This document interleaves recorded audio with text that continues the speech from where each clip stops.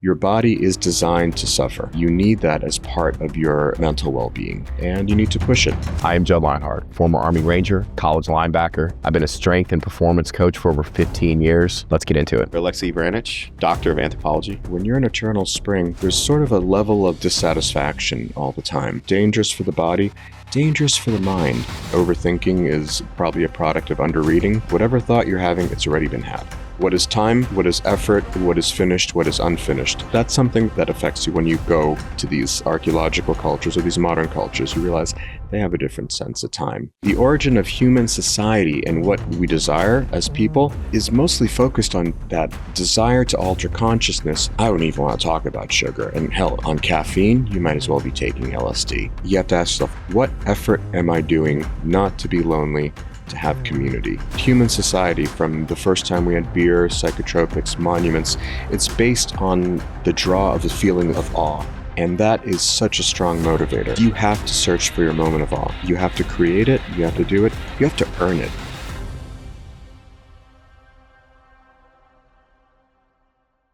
So I'm here with Dr. Alexei Vranich. That's right. Doctor of anthropology. Doctor of anthropology, yeah. Undergrad from UC Berkeley. Did your postgrad in University of Warsaw. Let's see. PhD, University of Pennsylvania. Gotcha. And then I've been at various different universities, and now I've landed in a more permanent situation at the University of Warsaw, Poland. Nice. Where are some of the other universities you worked? I stayed at UPenn, where I taught for a bit. Then I went to UCLA, UC Berkeley, small stint at MIT, and then over to University of Warsaw. That's very impressive, man. Thanks. I had the good fortune to talk to your sister recently, one of the world's foremost breathing experts. I learned a tremendous amount from her that would be very applicable to my life and hopefully a lot of other people's lives are on the show. What expertise do you think you can bring to the show as far as how cultures around the world live and how that can impact in a positive way American society? Wow, that's a big question. Having the privilege of working abroad and being embedded in local communities. So this is not tourism. I go there, I work with the local folks. I often live in the villages or these places, and I get to know other people. And you realize how other lifestyles are quite feasible. And what we consider normal in this country, as soon as you leave, you realize, wait, there's other ways to live. And the best measure of that is when you come back and you become sort of horrified. I can feel you there, man. What you see. And even my friend of mine was being careful because he's like, I'm sorry, man, we have to go to a Costco-like store. And that, after living in the developing world or in small communities, you come back and you look at that, you're like, oh my God, this is a huge amount of food. Yeah. And so little of it has to do with nutrition, with living a healthy lifestyle. It is just simply stuff that tastes great. Stuff that's crunchy. It's almost a challenge of ease, right? It's some of the challenges in this country is our lives are in certain ways made almost too easy for us, right? It's excess and abundance everywhere we turn. Things that are very tempting for us to turn down based on the way we're wired as human beings. Oh, absolutely. I worked in the Amazon with some local tribesmen, and diet is pretty simple.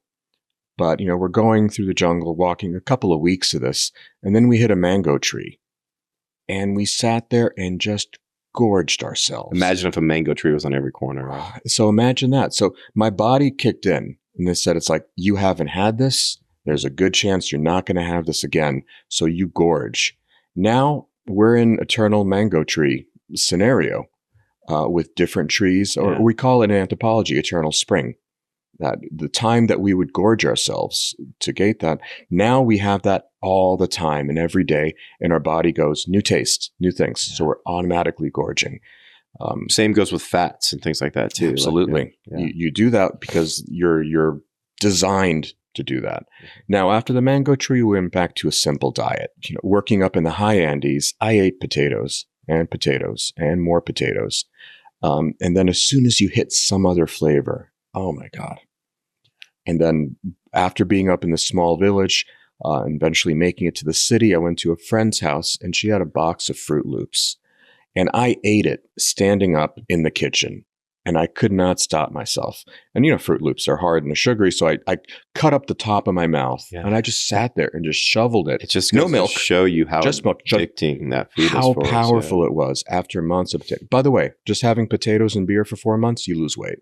I'll bet. So there's so much that we could talk about together, clearly, just from this brief introduction. There's a sentiment that sugar is bad, and fats are bad, but clearly they're not. And sitting under that mango tree for you guys and gorging in that circumstance was probably very healthy for you, because it may have been periods of prolonged, malnutrition or undernutrition for a few days or weeks, where that influx of sugar, like your brain probably felt good for a while. You could sleep good. That insulin spike was good for you. So it's not so I think we tend to demonize certain macronutrients like fats or sugars or types of sugars, which really what you seem to be pointing to here is the eternal spring, the constant overabundance of these things that is that, rather than the macronutrient itself. No, absolutely.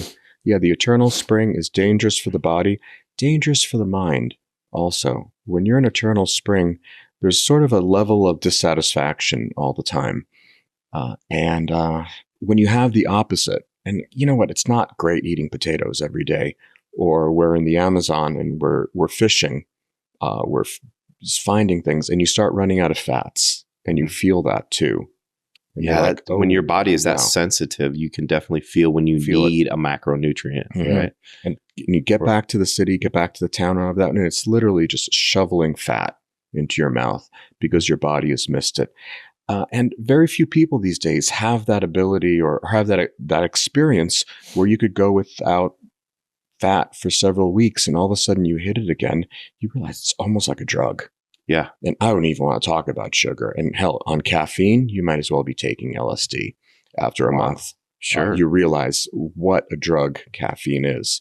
So I've been privileged to be able to experience a lifestyle which was normal 100 years ago, but very rare in our present world, which is moments of abundance and moments of just monotony of food. And you do that. Yeah, I guess my closest experience with pales in comparison to that would be Ranger School, when we were constantly undernourished and then, kind of ate the same thing every day, one meal a day. And I thought I would get sick of MREs because it's like the same food. And they were delicious to me. Every single day they just got more and more delicious because I was just so hungry all the time. And, I think we have this misconception that we need a big variety of food, and we're always getting tired of our food and looking for a new flavor, a new food experience, when the humans can not only survive, but thrive on a fairly small variety of nutrients on a consistent basis. Like you said, you ate potatoes almost every day. Oh, yeah. And I would guess that if somebody tested your health measures after that, you would be more or less very healthy, even after a prolonged period of eating mostly potatoes. Can you speak to that at all about our misconception that we need a large variety of foods in our diet? No, we really don't need a variety. The human body can survive on very little variety. There's certain minerals, there's certain things that you need, of course. I mean, watching a show last night of Arctic explorers, and they're very cautious about scurvy. Once they figured that out. Now, you do have certain things, and a lot of this comes up in descriptions of, for example, prisoners of war, where they're denied certain nutrients and the effects it has. Now, no, nobody in the society is getting beriberi or anything like that. Yeah. So we do Is that have a B vitamin deficiency? Is that what that is? That's a vitamin deficiency, yeah. And then your legs swell and so on. So if you read descriptions of prisoners of war in Japanese camps, and you can see the effect on the human body of just having a white rice-based diet with a few vegetables. And they're suffering tremendously. So no, we're not doing that. And you can eat potatoes. You can eat a few things. And then even if they're on an inconsistent basis, like you said, you go days and days without fats, but then you come across a mango tree that has a lot of vitamin C in it, even though vitamin C is not fat soluble, so we need it more often. But you come across a fat source, and then you don't need these things on a daily basis. Yeah. Right? Now, you don't need it on a daily basis. It comes up every once in a while. And just to get into archaeology, I work down in Cusco, which is where you go if you're going to Machu Picchu. And when you look at some of these things, these monuments with these huge stones and how they built it and so on, And they say, well, it was a slave labor. I go, no, it wasn't slave labor. It was a festival economy, which is you came, you worked for a month. And at the end of the month, there was a 3-day long party. And there was corn beer. They slaughtered llamas. So you got to eat meat, you got to eat fat and so on. And people are like, wow, that's no big deal. And it's like, okay, how about this? Eat potatoes for 11 months of the year. And then tell me, listen, all you have to do is drag this big stone for a month. And you'll have a huge party where there's beer and there's fat and then there's meat and then there's chili peppers and like things from the Amazon. I'd be like, oh, hell yeah. Like all I have to do for a month is do this. That is a strong motivator. In a bigger picture, that speaks to why food was such a strong bonding experience to so many of these cultures, because it was an experience back in the day to get to sit down and eat meat together. Mm-hmm. And it was an important community event to share food. Mm-hmm. Yeah, absolutely. All of these societies, ancient societies, was based on some level of reciprocity between, at least in the area I work, between the king, the people who ruled, and the folks that ended up dragging these big stones and so on. So they had an obligation. You drag stones, we eat, and then that relationship is developed as you eat. Because the king's only going to eat with certain people or in certain ways, certain people. So the social hierarchy of the society is reinforced through food. You know, it's funny to me how that holds consistently through very different cultures that had little or no interaction with each other. Like that sounds a lot like, you know, the ancient Egyptians with the pyramids. There's a huge misunderstanding about how they got the labor for the pyramids for a long time. That was thought to be purely slave labor as well. And it really wasn't. And then who you eat with and banquets and coming together, that's a consistent theme across cultures that have no connection with each other. Absolutely. I don't think there is a human society that doesn't reinforce social bonds, create new ones, develop ideas of how society works. That's not through food. And because they're using food, that means you also have to have very interesting pottery to serve it in. And people need to get dressed in certain ways and so on. So it is the motivator for, well, all of society. What lessons can American society learn from that? Well, we eat because we're lonely, or as the Japanese say, you're not hungry, your mouth is lonely. I love that. That's awesome. Yeah. So you just sort of like you're chewing, and just the way we do eat. And this is where I get into mindfulness and eating, which is sit down, don't walk with it. Again, for the Japanese example, you don't see people in Japan walking, eating food. It's disrespectful. Yeah. And here you see somebody with, a burger walking. You're like, that was an animal and it died so that you could have some food and you're not even going to finish it all. So I go a little bit Japanese in that sense, going, if I'm going to eat, I'm going to sit down. And I'm going to sit there and I'm going to chew mindfully and eat. That's one thing if I'm eating by myself. But any opportunity you have to be able to eat in company is a good one. When it comes to health, remember years ago they were saying red wine is good for you?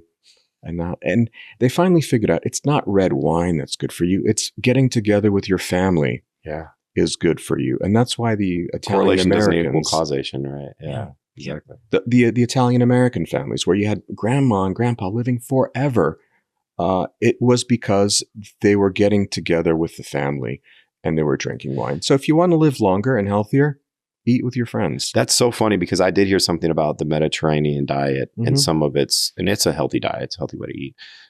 But some of its positive effects they were figuring out were because of the culture that it existed in and not rather just specific foods that they were eating. Absolutely. That is a poignant and important point for American culture.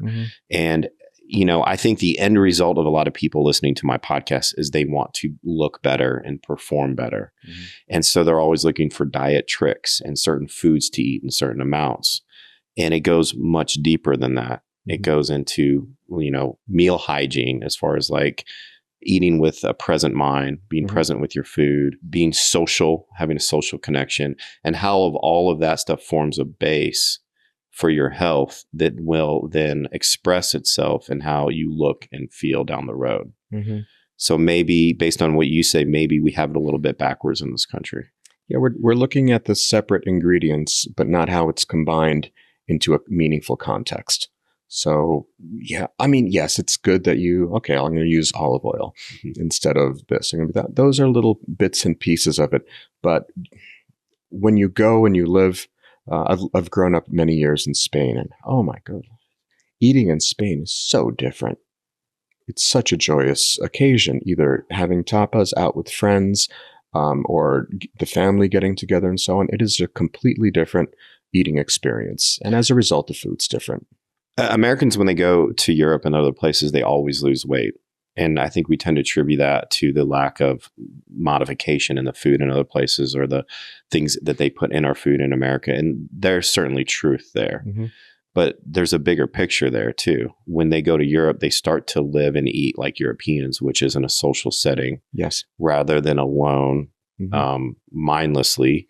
And then also, the movement culture there. So it's more than just one factor. What are some of the most interesting cultures you've been in, environments you've been in food-wise, and the foods they eat, how they prepare them, and how their bodies respond to that, those foods? This is a topic we talk about all the time. And actually, I'm going off to Denver to the Archeology conference. And just to mention that archaeologist, every conference hotel has a profile of who's attending so they can be prepared. Archaeologists are the second on rank 2 when it comes to drinking.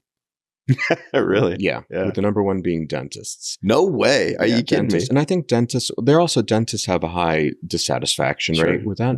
Archaeologists tend to have a high satisfaction rate with their career, and it's happy drinking, where we sit around and you meet it's like, oh, dude, I haven't seen you since, we worked in Bolivia. Let's have a beer. It's a destructive. And you get to drink alcohols from all over the world and see how they're prepared. And so we do that. Of course, if you want to know a culture, go there, learn how to dance. Dance with the women. That's in a respectful way. The societies there will appreciate that. Yeah. And you drink what they drink. Yeah. And once you have that, you're half culturally acculturated. It is funny how every culture around the world, almost everyone has an alcohol, this kind of their cultural alcohol. Mm-hmm. And it's always tied into like their religion or their faith, their communal binding, or like their rituals and things like that. Mm-hmm. Maybe in a minute we can talk about the different types of alcohol. That would be kind of interesting too. But I'll get back to it when it comes to different areas. One of the places that I had the privilege of working when I was at UPenn, we got taken out to a small village in India, and the province was Gujarat, which is a vegetarian province. So we were like, oh man, it's like we're going to be vegetarian. So like we're just like eating bacon and stuff at the airport. I'm stuffing a hamburger. I'm going to miss meat. And you get there. Now, this is not like a vegan vegetarian place of an idealistic person in Austin just trying to make new ideas. This is thousands of years of the development of a diet using the local ingredients. And I started, and then it got better, and it got better. And then all of a sudden, I didn't miss meat. Not much, but we kept sitting there going, it's like, oh, when we get back to Philly, which is sometimes Houston overtakes us by one when it comes to the most obese city. Sure, Philly will work hard and get back that number 1 spot. And we're less like, oh, I'm going to go back to Doobie's and I'm going to get a meatball hero. And I'm there with my friend and we're talking about that because we were having a little bit of a rough time because we were sick most of the time. At least I was. So we went through that, had that diet, vegetarian all the way. I lost a lot of weight also from being ill. And then I finally get back to Philadelphia and I go to Doobie's and I order that meatball hero and they bring it to me. I look at it. I'm like, I can't eat that. I mean, to me, it looked like a mortar shell. It was huge. Mm-hmm. And then 3 meatballs. I took a few bites. I'm like, I don't know if my body can digest this. Yeah, you just lose that. So when folks talk about vegetarian diets, it's one thing, a vegetarian diet, going to the restaurants, getting your things. Another thing is to live in a vegetarian culture. And that was very much an inspiring and opening moment for me. How was their health overall, would you say? Their health was good. Their health was good. This is India, so there's a lot of intestinal problems and so on because we're living. It doesn't have to do with the diet as far as the parasites in the food and things like that. So they grow up in different forms. Body forms are also affected by genetics that are associated with regions of the world. And we were out in the rural area, so we're far out. This was basically a rural development project in a way. So we're in the small village, we're in our tents and so on. And So I'm really curious about the people that live on a vegan diet as part of their culture. There are a few nutrients that you cannot get through a vegan diet alone. How did they supplement with those? Well, listen, it was a vegetarian diet. Okay, so they ate like fish on occasion or things like that. They found fish. And this is one thing when folks talk to me, when I do discuss with vegans, and I tell them, it's like, listen, I understand milk and eggs and so on, but also in a vegetarian province where they weren't eating the animals, you realize how much they cared and loved their animals. Sure. So to me, vegetarianism, veganism in that setting would be incorrect. Because I saw the guys that were in our work, and then they would take their goats, and there they are with sticks and going up to trees, and they're pulling a branch down, so the goats are standing up, so they're eating. They love their goats. Yeah. We went to they would use the milk from the goats. Oh, absolutely. Okay. The milk, the eggs, that other things. They love their animals. Yeah. When I went to a guy's house and we're like, okay, let's take a picture with him and his goats, and like we're standing there, and he looks at his goat in horror. He's like, stop. The goats were in the wrong order. So I grabbed one goat, awesome. put that goat goes there. It's like, you're over there. That's awesome. So I don't know why that had to be, but in his mind, his goats weren't just animals that eventually got slaughtered. There was a certain order to it, and he lived with them, cared for them. They got to eat, have a good life. He got to use the milk. That's awesome. I love that story. It is funny when you look at pictures of even America back in the day, some of the early pictures, there's always animals in the photo. Mm-hmm. And pictures weren't random back in the day. You had to plan that. So that the animals were something that they considered part of their family, even the livestock, like the cow. And it's something they were proud of because it's a symbol of their wealth. That's right. You know what I mean? So it is really cool. You have to look at those pictures in the context of what they were. If there's a family and a cow and a dog in that picture, they purposely put that cow and that dog in that picture. They didn't just wander into that picture. And I encourage people when they look at old pictures and then pictures of other cultures to just look at what's in the picture, because that shows what's important to these people. And that still exists in parts of the world today. That is, yeah. And it's also cool when you read about like the Roman history, how they loved their dogs, and they would make monuments and mausoleums to their dogs. And it is like people, here's the thing, we haven't really changed that much. You can read something written by Marcus Aurelius or Seneca, ancients. And that's why it applies so well to us today, because humans really, we haven't changed that much. And we aren't that different culture to culture in what we find sacred and what we like. Can you speak to that a little bit and what implications that should have on American minds? Well, when it comes to the ritual and religious aspect, there are two things. One of them is, you were mentioning this before about beer and alcohol. Human society, hunter-gatherers, people think, oh, then they got agriculture and so on. No, not that way. Human societies, hunter-gathering, beer, psychotropics, monuments, then agriculture. Can you do that list one more time? That's awesome. Okay. That's so awesome. No, it's hunter-gatherers. They're doing that stuff like that one. Beer, psychotropics, getting people together, build monuments, then as an afterthought, agriculture. Because overall, agriculture was a pretty bad idea when it came to the health of humans, and you can see it dramatically drop off. Sure. And certain types of diseases that are endemic to our society now can be traced to its origins 10,000 years ago when we decided to do this. But the origin of human society and what we desire as people is mostly focused on beer and drugs. That desire to alter consciousness, but also alter consciousness in a way in a community. And that's what an anthropologist, Durkheim, called collective effervescence. And that's what brought people together. So maybe we can look at drugs and alcohol in this frame. It's when the drugs and alcohol are overlaid onto a society that has the ills that we have, then it's expressed in a much less healthy manner. Okay, yeah. But drugs and alcohol overlaid and for what those societies use them for, bringing people together, religious rites, effervescence, it gets expressed in a much healthier manner with far less addiction rates. Absolutely. So it's just like food, how we use it, it's how we use the tool that we've been given rather than the tool itself. Absolutely. It's in the right context. And where I work in South America with the Inca culture, corn beer was a big thing. So they would be brewing beer using this specific method.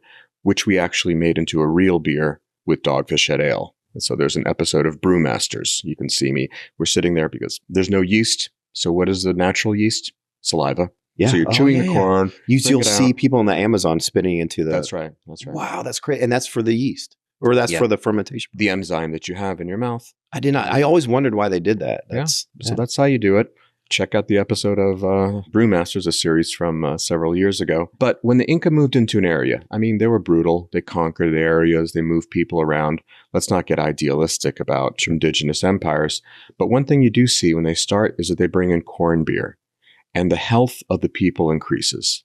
Is it because of the fermentation or the carbohydrates? Carbohydrates. They're achieving a lot of their a lot of calories, a lot of carbohydrates just coming from the corn beer. The actual beer itself has like 1% alcohol. Okay, got it. So it's very light. That's what we meant by when you put it in, it actually adds the alcohol through the fermentation. Then you start fermenting it, and and then the alcohol comes in. But it's unless you do something like bury it for 6 months or so on. Mm-hmm. But most of the time it's there. It'll ferment.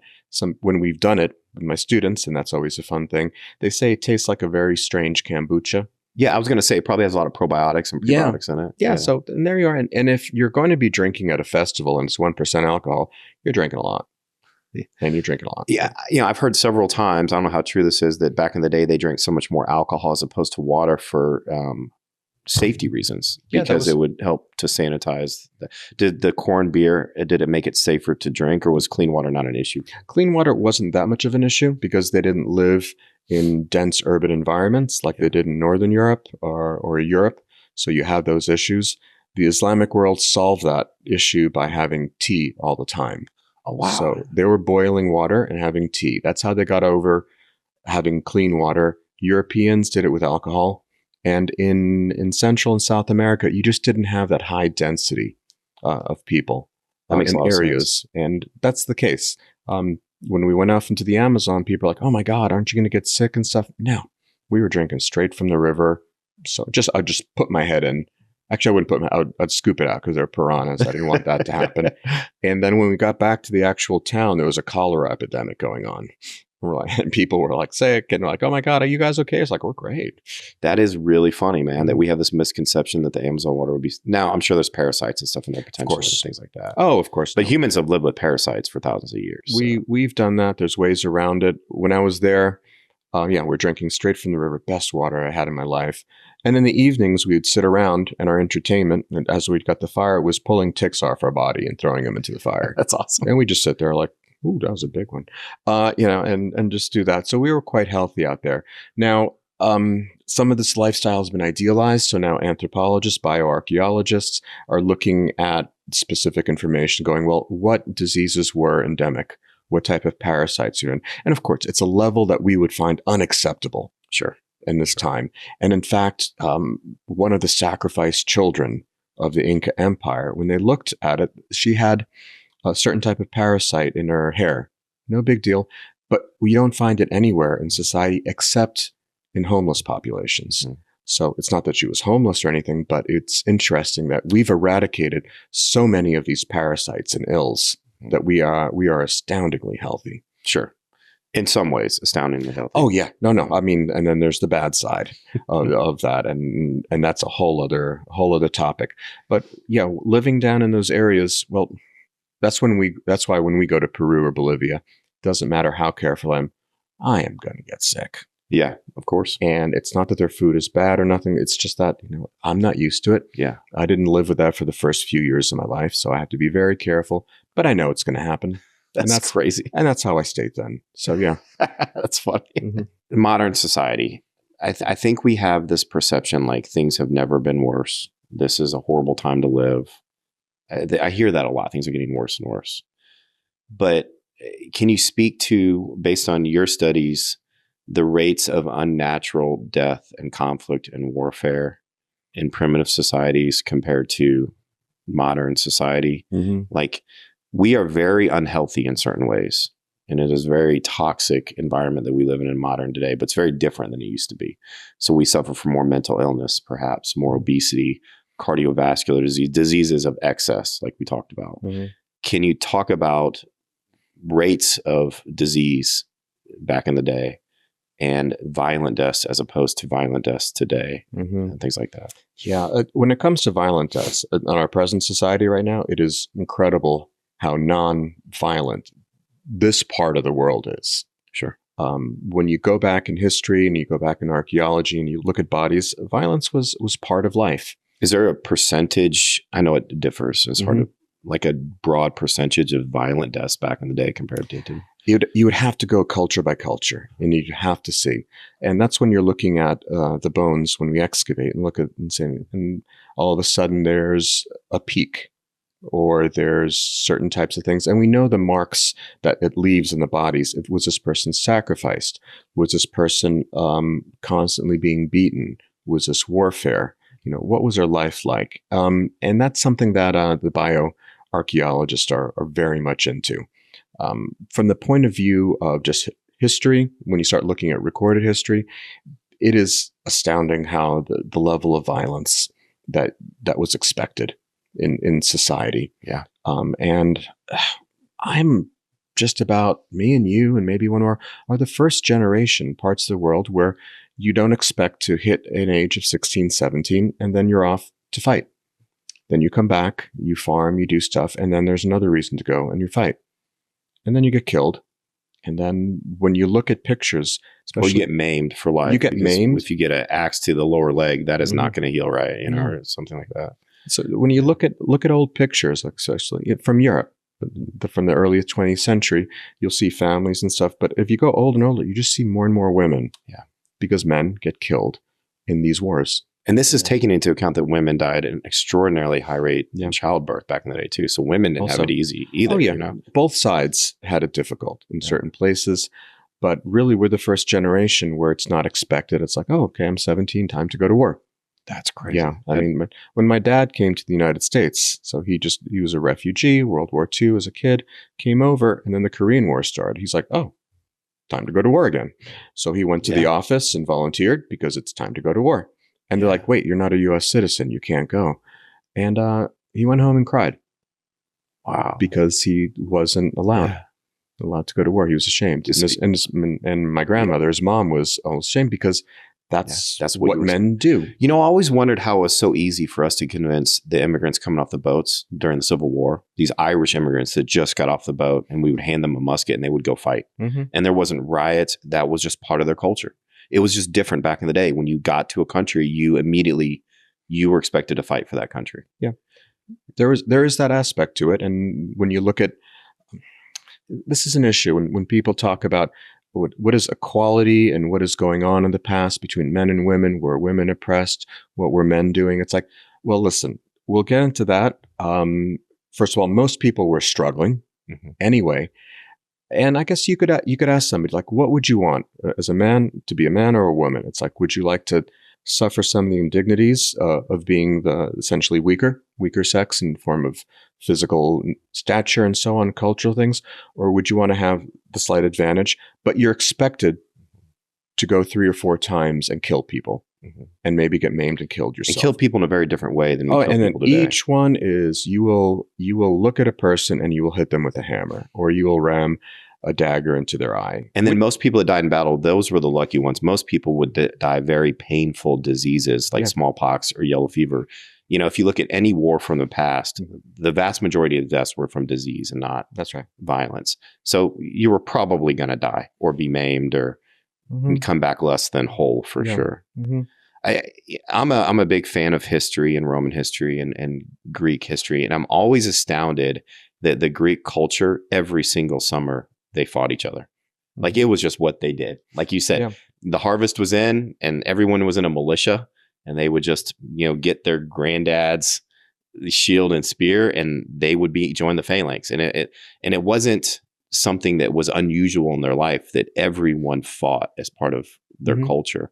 Or then another thing that astounds me, when certain empires or certain armies would win and part of the peace treaty, was that then they had to join their side. And these groups of men that were just fighting to the death maybe a week or a month prior would be on the right side of the left side of this phalanx for their prior enemy, and fight to the death for, as their allies. Warfare was just part of culture back in the day. Now, we shouldn't romanticize this. But there's positive and negatives to every thing that we experience. What could some of that, how the ancients lived and what they went through, teach us about American society and like what we could benefit from that kind of mindset? Wow, that type of bit. Well, I mean, it's part of the culture, part of that in warfare and the fighting. Now, you can say, is that expressed in other ways? You could probably look at the injuries on a warrior from Greek society and compare it to a football player. Today, in the football players' injuries are more extensive. Are we reenacting some aspect of that? When it comes to the actual person and for the healthy lifestyle, well, especially men, we were built for short, violent lives. Mm-hmm. Now, we don't have that violence, but do take care of your body.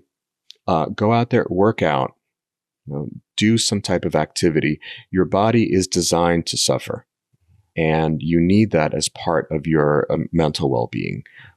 And you need to push it. Say, in a way, I say thank you that I can actually go to the gym and work out, because think of the number of people who can't, who actually do that one.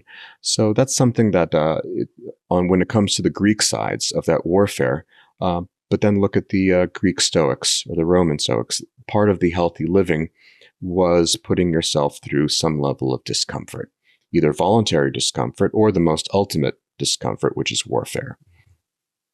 And then the friendships and the social cohesion that resulted from having to fight with, not against, but with your brothers. Mm-hmm. There's a sense of trust and camaraderie that we built in the military that I see absent in today's society, because there's a lack of shared and communal hardship. Mm-hmm.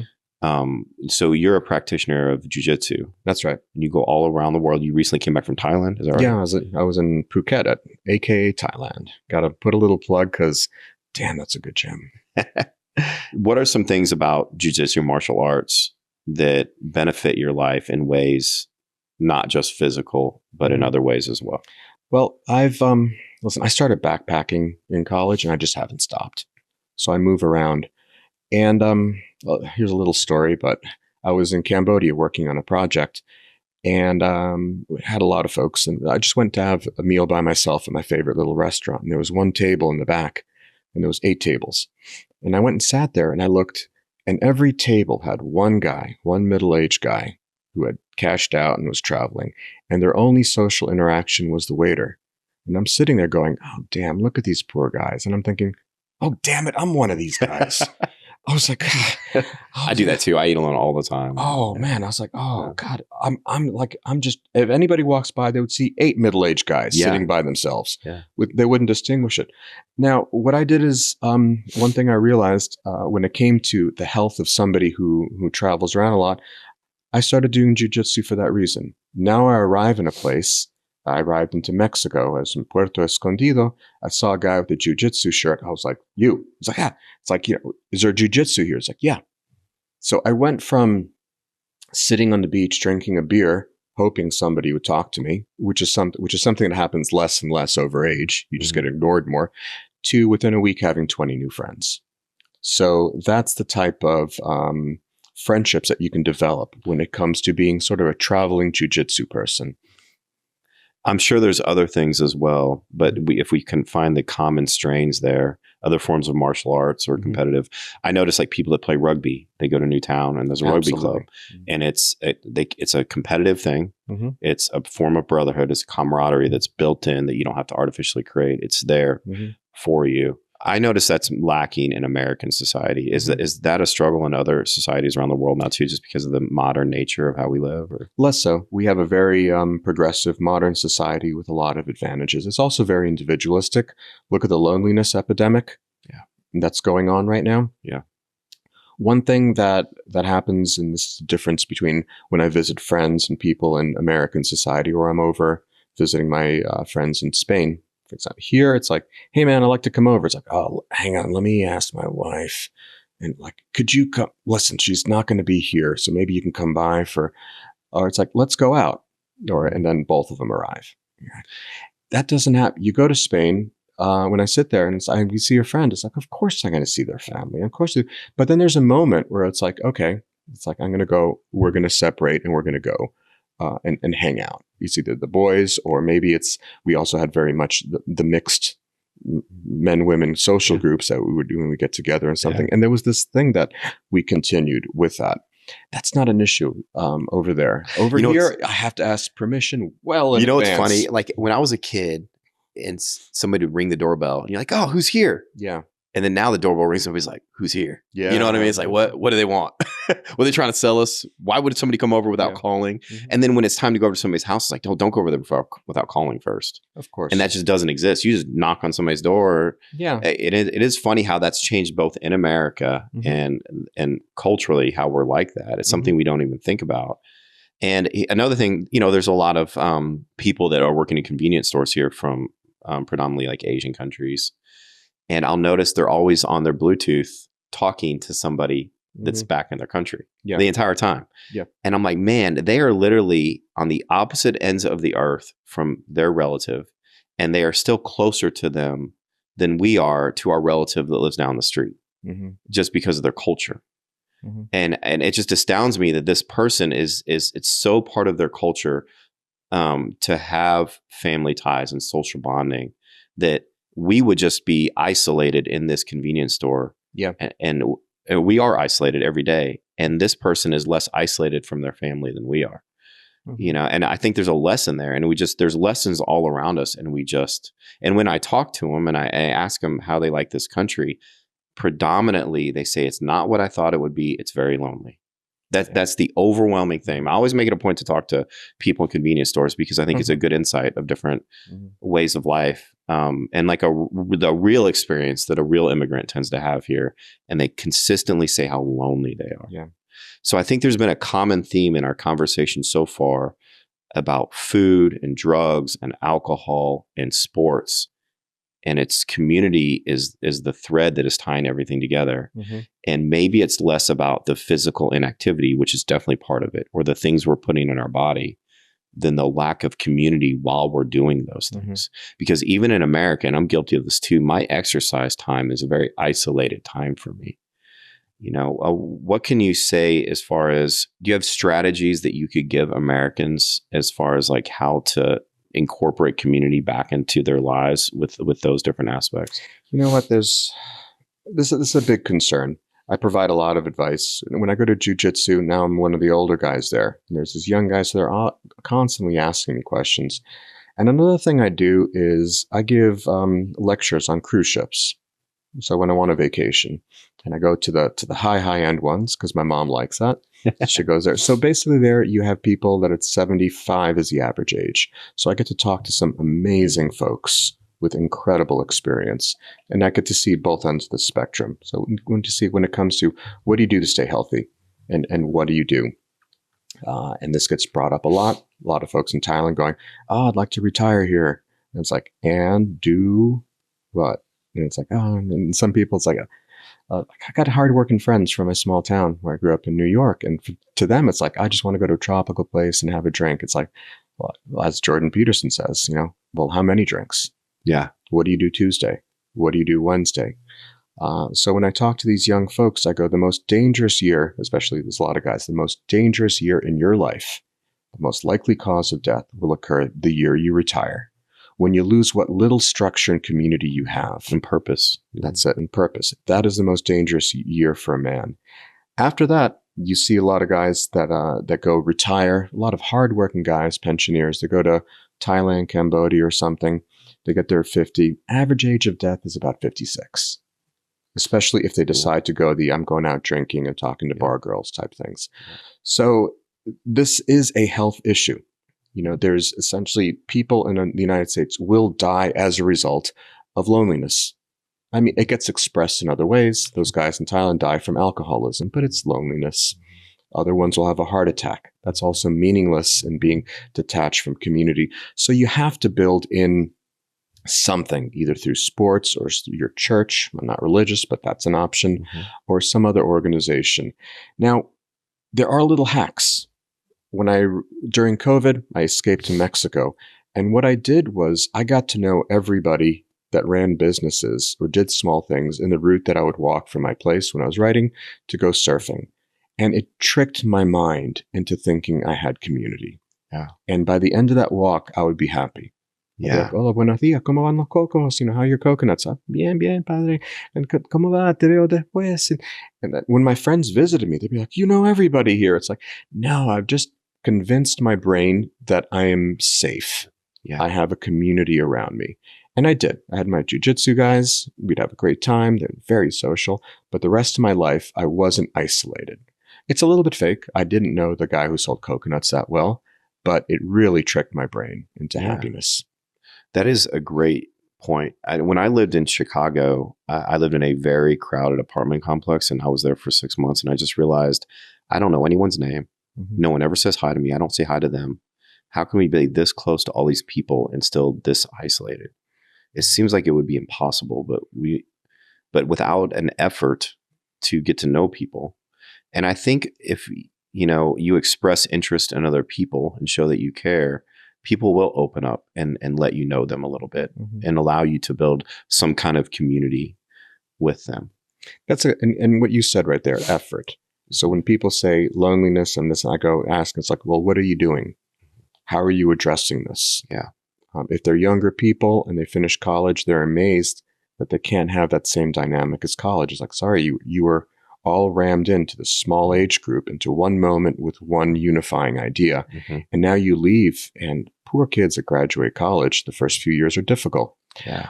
But and as you said there, you have to ask yourself, what effort am I doing not to be lonely, to have community? Now that's good for mental health, but it's also good for, your physical well-being. Mm-hmm. And then what advice do you have on the types of communities that people seek, as far as what's the healthiest way to seek a community? Well, I mean, if it's things, it's not like, oh, don't hang out with a bunch of druggies and beer drinkers and stuff. No, actually, it's all about moderation and what you do. Mm-hmm. So it's a community where you're comfortable and you're having a good time. I mean, that's really the case. If you can combine other things, if it's something physical. Watching here in Austin, the running club go by. I've never seen so many people not built for running, mm-hmm. because but what they were talking. Everyone seemed to be talking and having a great time. Yeah. Maybe some of them will do marathons or so on. So you need to find something that goes with you. It's funny you bring that up because, causation versus correlation. People think that zone 2 cardio is extraordinarily healthy for you. And a lot of the studies have been zone 2. So it's not intense. You can do it for a long time, but it's not so intense that you can't talk to the people around you. Yeah. And that, the people that live the longest, they've been studies are people that do dance, like social dance, because it's ground-based, it's unplanned movements, and it's social. So they think it's maybe less on the zone that you're working out in, and more has to do with it's a physical activity that you can socialize while you do it. And even in things like jiu-jitsu, it's very intense at certain moments. But a lot of the time you're there, you're in that zone 2 cardio heart rate where you're practicing your different moves and you're going over the techniques. So your heart rate's slightly elevated and you're able to talk and bond and communicate with people around you. It is. It's again, the red wine confusion scenario. Yeah. It's like, it's not the red wine. It's not the jiu-jitsu. They can both be helpful. It's the folks that you accumulate around you. When I got to Mexico, I was like, I got to get out of here because I was in teaching at MIT. And so all of my salary is going towards rent to a place the size of this room. Yeah. So I said, I got to get out of here. Yeah. So I got there. When I got there, I'm like, oh no, what am I going to do now? I'm on a beach town. I'm going to sit on the beach. I did. I had my one drink. I was like, yeah. And after 20 minutes, I was like, damn. What am I going to do? And as soon as the jiu-jitsu kicked in and did that one, that provided the structure for it, and that provided the community, and that solved all my problems. It's funny because, I'm a veteran and I struggle with this too. Veterans, a lot of them, when you talk to them, they were never happier than when they were deployed. Yeah. And they were living in a Spartan environment. They were afraid a lot of the time. They were uncomfortable, but they had a purpose and they had a brotherhood together. And when they come back and they have everything they need, and they've never been less happy and never more lonely and never had more health problems. You brought up a great idea of veterans and archaeology and how that can be soothing and help you. Can you expand on that a little bit? Well, I mean, archaeology, it's so strange. People, I dig down right now I'm digging in Cusco, Peru, the former capital of the Inca Empire. And we're digging at the primary ruins right above the city. And a lot of my friends come by. I just tell them, these are the dates I'm here. Just show up. It's like, how much anticipation? I go, call me from the airport and I'll have somebody to pick you up. Just show up. And they get there like, oh, this is cool. But then they realize imagine being from here to there. That's a trench. If I were to put you there, I'd be like, okay, you're going to excavate this trench exactly half a meter down, but it's going to take you 4 weeks. That is almost somewhere between punishment and sort of a Buddhist reverse sand painting or something. Yeah, it reminds me of bonsai trees and things like that, and the rock gardens and stuff they would make. Yeah. So I'm there, and it gets to the point, and then people come up and they have their little ear pods, and I was like, no, take that out. And my students, when I do that, hate me for the first 3 days because I say no cell phones. And dinner, it's like, you can use your cell phone at dinner, but you just have to eat somewhere else. Yeah. And they don't like, 3 days in, they realize they've been freed from these shackles. And then when you start digging, and when it gets to the point where I can actually close my eyes and move the trowel, and just from the vibrations, I can tell, wait, that's a different soil type. Something else is going on here. No way. So that's how in tune you get for it. So this level of just focused peace, of sitting there and getting into a zone for the most mundane thing. Imagine telling a modern kid today, going, excavate 8 hours, and I only want you to go down that far. Yeah. And write every 5 minutes about it. And eventually you're going to be down 30 feet. You know what I mean? Like over the years. Yeah, no, you keep going. It has to be slow. Now, this is something that they found that veterans need, and this is something that you could probably say more. I have a friend who takes veterans surfing. That's extremely therapeutic. Sure. In this case, you have people that know how to live in less than ideal conditions. Yeah. Sometimes we're out there, and it's like, it's been anything from living in a concrete house in the Highland Andes to these very nice accommodations. But often things aren't ideal. So they know how to deal with that and have a sense of humor. Yeah. They know how to use tools. They know how to get dirty. And you sit there, and they also have discipline. Mm-hmm. So your discipline kicks in at the military. So if I say, here, you're doing this, you have no option, that's a relief for some people. Going, I agree to this. Yeah. I'm going to do it. And I have to make the best situation. And they start going, and I'm like, slower. No, get the brush out, do that. Okay, now maybe a little bit of pick. And you're looking for something. You're looking for something in yourself. You're looking for something in the ground. Yeah. You have a purpose. Every stroke you make has a purpose to it. And you have to do it carefully, because I'll go in there. I'll be like, wait, go back. And it's like, oh, that's the top of a skull. Yeah. Or we've been digging, and then we'll find a full pot, but then I'll look at the side of it and it has a pick hole in it. Like one done in the last 5 minutes. I'll look at the guy. It's like, you lost focus. Yeah. Wow. And something that was complete for 1,000 years, you just broke it right now. That's so And insightful. of course, they feel terrible. Now, there's organizations. I think San Marcos, University of Texas San Marcos, they have a program that allows veterans to. They set them up with programs to do archaeology to be able to join. And yeah, it's a soothing, stoic exercise. And how much can you slow down and look at something? I look at dirt for a month, and people are like, what are you looking? And then I show them, it's like, look at that, look. And they're like, whoa, I didn't see that. It's like other things like fishing and things that we do in America. Right. But there's a sense of excitement that is inlaid into it. It's like baseball. People call baseball boring sport. Mm-hmm. But every pitch, there's a potential something could happen. So something where you have to be focused, you have to be cautious, you have to show discipline. But there's a level of excitement there, because you never know when your next stroke, you're going to find something, right? Right. There's that random reinforcement, which is why surfing is so interesting. You have all these folks that say, I have ADHD or so on, but they'll sit on a surfboard and stare for hours looking for the wave. All of a sudden you can focus. Same with archaeology. You're going. I feel like there's a fear that we're going to waste our life if we do that every moment is so precious, mm-hmm. right? But then we're never fully in any moment. Yeah. Because we're always the next thing, the next entertainment, the next show, the next thrill, the next laugh. Mm-hmm. And we're always afraid of being bored. And we're afraid that we look at staring at waves or scratching dirt as a waste of our time. Mm-hmm. But people for thousands of years have known that not to be the case. That's why these arts are so ancient. I don't know.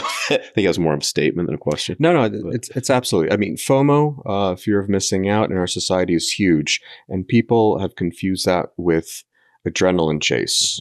Concerts, by the way, which are great, or something this, that. If you go back to the Stoic philosopher, Seneca said that it's not that we have a short life, is that we waste a lot of time. And you actually do. Yeah, you do that one. So it's about being present and in the moment. And I was just telling my friend, I just spent a month and a half at the Vatican libraries in Rome. And so I'd go in, what a privilege to go in there. And then I'm in this library with these huge ceilings and so on. I'd sit there for most of the day going through documents and reading and writing. But every day I said, Rome is such an amazing place. I go to a place and I will see one thing of art.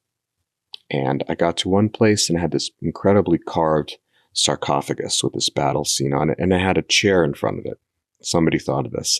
And I sat there and I just saw people like walk by, look at it. I sat there for 15 minutes and looked at it. And the amount of detail that kept coming. Then I realized 15 minutes wasn't enough time to look at it. I could sit here for another 15 minutes and sit there longer. I just sat and so every day I did that with some piece of art or some location where I sat. And it was one of the more calm and satisfying experiences. By the way, I'd go to the gym too. I do notice, well, we need that balance in our life. But I do notice that the things that are the prettiest and the most impressive were always grown or made slowly. Like the more time. I remember seeing a picture one time, you might know where this was, but they were going to build an obelisk. So they were going to carve it out of the ground. And when they unearthed it, it was this massive obelisk and 2/3 of it had been cut out from the stone around it. And then they just stopped doing it. And I think they had figured out that the line was a little bit off. And after months and months of work, it wasn't right. So instead of just finishing something that wasn't perfect, they're like, well, this isn't right. And they left it. Yeah. And just in the thought of today, after you dedicate a year of your life to something and it's not right, to just leaving it. Because at that point it's better, well, we just start over. And it was just astounding to me, the level of frustration I would feel, but they had the tactical patience to just be like, no, this obelisk is to our God. It has to be perfect. We're going to start over. That's you find that all through religious architecture. So it has to be perfect. And that concept is strange. When the conquistadors got to South America and they started writing, and one of them wrote a great quote. He goes, "They make buildings as if their intent was to never finish them." So there's like, everything seems almost finished, but for some reason, still to this day in Mexico, I get that feeling. Everything's almost finished. Everything is almost going on that one. So it's a different concept of what is time, what is effort, what is finished, what is unfinished. So that's something that also that affects you when you go to these archaeological cultures or these modern cultures. You realize they have a different sense of time. So when we think of time and using it wisely, it's so different. You go somewhere else and they're like, I've always noticed too that it seems like the most patient people, I've always considered patience a form of strength, right? That you need to train your patience. And I've always noticed that the most patient people tend to live the fullest lives. The people that can wait without complaint, they still get everything done. And they're in the moments. You know what I mean? Yeah. When I look at animals, like the thing I usually envy the most is how in the moment they always are. And even though they live a much shorter life than us, it seems like a very full life because they will wait patiently for their owner to get home. And then when they're home, they're in that moment. And when I look around me, I just find that we're less and less in the moments we live. Oh, of course. Yeah. Welcome to our, we have since the mid 1950s, what was it? July 16th, 1956, or I might be off. They call it the start of the experience economy. And that's the day that Disneyland opened. And that, they say, was a new phase of human society. Before that, we had Industrial Revolution, Agricultural Revolution, Iron Age, Stone Age. From the opening of Disneyland, we should go look up the date on that. We had the experience economy. And that's when we're essentially selling and bartering in experience. And it's amazing how much people will pay. Imagine taking a family of 4 to Disneyland now. That's thousands of dollars. And what are you doing? You're exchanging time with distraction in front of you. Some of it actually quite amazing. And it can give you And an energy for afterwards. That money that you're spending, a lot of these people are working class. That Mhm. money to them represents a significant time of their life, Absolutely. hours and hours of labor away from their family Mhm. to then go spend on a fleeting experience. Mhm. Yeah. I've never thought of it as really sad when you think about it. And It is. It's a back and forth. Now realize that human society, from the first time we had beer, psychotropics, monuments, it's based on, for me, the draw of the feelings of awe. Mhm. And that is such a strong motivator. And they do studies about awe. People, after experiencing awe, are far more generous, But far now- more likely to talk to other people. we need more and more stimulus to stimulate that awe. There's difference between stimulus and then there's difference between awe. And it's being used in different ways. I taught a class at UCLA called The Religious Foundations of Modern Festivals. And one thing we did was we went to Disneyland, we went to Vegas, to a certain casino, and also if people wanted to this mega church. The thing about it, it was designed by the same architects.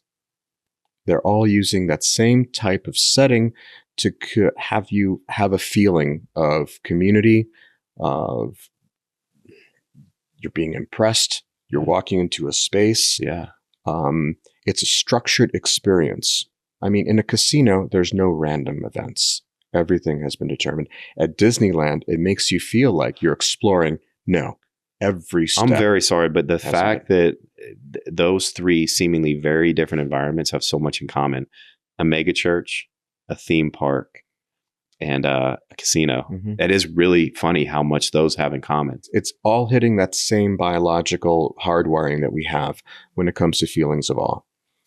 And, I've felt awe a few times in my life, and I feel lucky. When I was in Poland, and I was just working too much, and I was grinding down.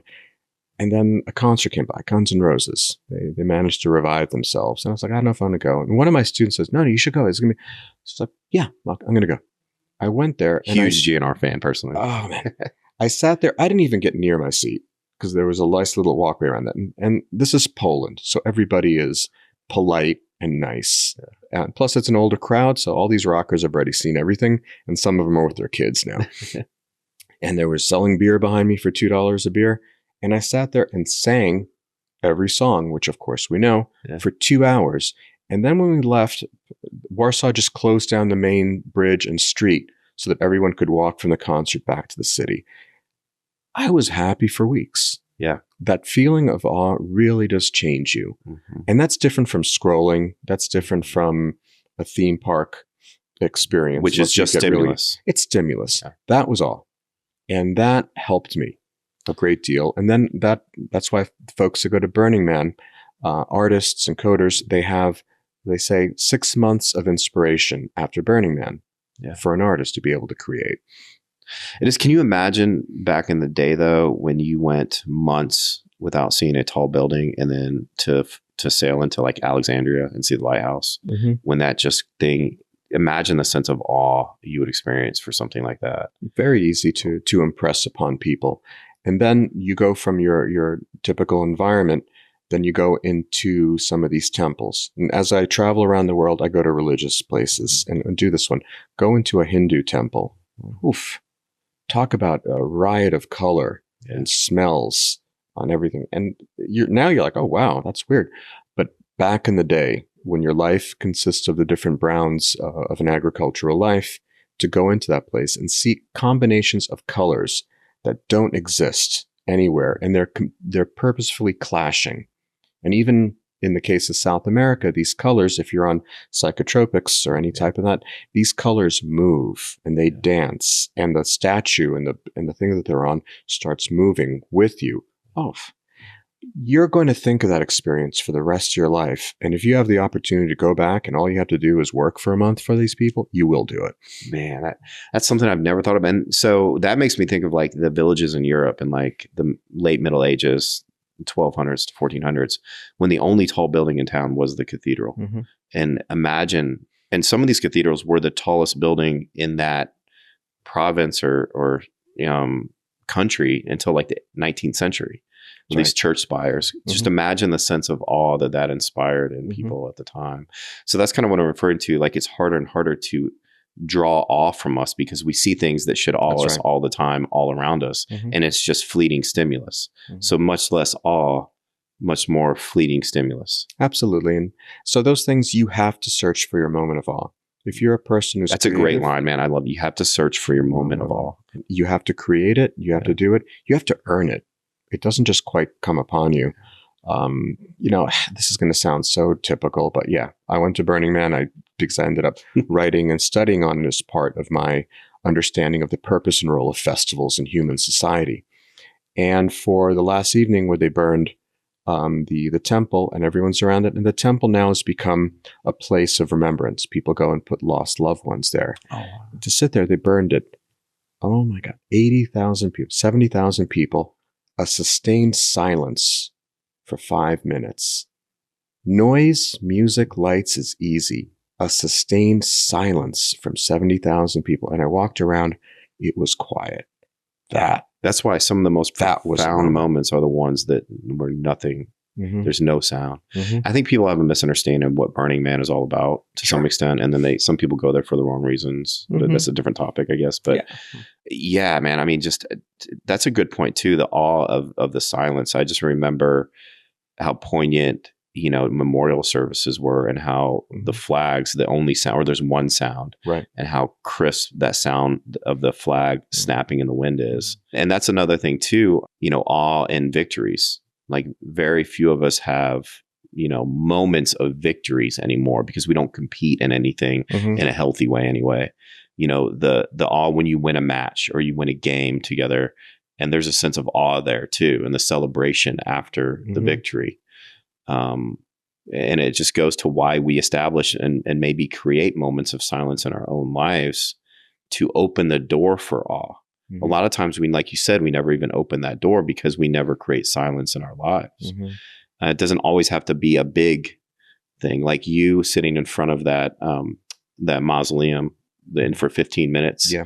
There was probably a sense of awe there too. Absolutely. You have to create that, right? You have to create it. When we're doing scrolling, you're distracting the mind so you're not thinking. It is such a unique situation where it's absolute silence and you're not thinking. That moment when you're just sitting there and the monkey chatter in your brain is stopped and you're just looking. And you realize, damn, the world is an interesting place when you're not thoroughly distracted by an email that you got a week ago or something stupid you said back in high school and you're reliving it. And you just sat there and you're sitting there and your brain is quiet and you're looking. I feel blessed that I've had a few minutes of that in my life. I was going to say, those don't, and I can count on one hand probably the really poignant moments of silence and awe that I've had in my life. If you know me, then you know I'm a supplement guy. Yes, theoretically, we should be able to get all of our macro and micronutrients from the foods we eat. But realistically, that's very difficult to do. And just to ensure that I don't fall short on a daily basis, I lean heavily on First Form supplements. I've used and loved their products for years. I especially love their reds and greens because I'm not a big vegetable guy. I love their protein products, Level 1 and Formula 1. I like Level 1 before I go to bed, and I like Formula 1, especially their Formula 1 Clear, right after I work out. I love their omega-3s and their microfactor. If you're interested in learning more, go to firstform.com/Judd, links in my bio, and give them a try. I recently read a pretty good book called Meditations on the Tarot, and he talks about a concept early on in that book about concentration without effort. And it's something that has to be practiced. Can you speak to that in some ways that you can dispel the myth that not thinking is a waste of time, and why not thinking and being in the moment can benefit us on a physiological level? I spent a lot of time living as a faculty member in the dorms at the university, UCLA and UC Berkeley. So I got to see the same regular crises every year going through it, and these students who were all high-powered, hard on themselves students. So I had to talk them down. Like that. After Thanksgiving, there would be the turkey drop. The people who went back to see the boyfriend or the girlfriend, and then they came back and no, there was no boyfriend or girlfriend because life changes dramatically. So these kids would come in and they would be involved in this circle of thought and this and so on. And what am I going to do? Now they don't have the girlfriend. Now they're losing their pre-med identity because they got their first midterm back from OChem. They realize, I've always wanted to be a doctor. I go, since you were 15 and now you're 18. So I have to break that circle with them, and I can do it through a variety of ways. This one kid, I'm like, get your shoes on. We're going to the stadium. And he's like, I don't want to hear you talk and then we'd run up and down, run up and down. Then we would sit and talk. And I go, okay, let's do it again. Or what you understood with what my sister explained to you about breathing. I would hold meditation sessions, and I go, it's ridiculous that you bring people that are stressed. Thank God aspects of the mindful movement in offices has died away, because you have people that are on their computer hunched over in a predator position like this all day, like a cat. And they say, now we're going to sit in a room and meditate. No one's meditating. They're thinking about what they're missing. They're missing or doing that one. So that's why the exercises that my sister does with breathing, I go, then let's alter consciousness a bit. Let's put it to the point that not only you're just concentrating on your breath, but you're also changing the chemistry of your brain, which makes it easier to be able to meditate. So these are things that you do to break those silly loops that we have that serve no purpose whatsoever. We're not thinking. We're going through the same loops of thought, of things that bother us, things we regret, fears in the future. And just by being able to break that, you can have a moment where your mind is set, and then you can focus afterwards. So that's what I bring people into. And you can do that several ways. And the reason that, the reason I do Jiu Jitsu and Muay Thai is that because the moment that you allow your brain to go there, you either get punched in the face, or once I was that, and I just all of a sudden I came back and I'm looking at this guy with a bright red face because I was choking him out. He was tapping, but I was thinking about something about my career. And I was like, oh my God, I got to focus.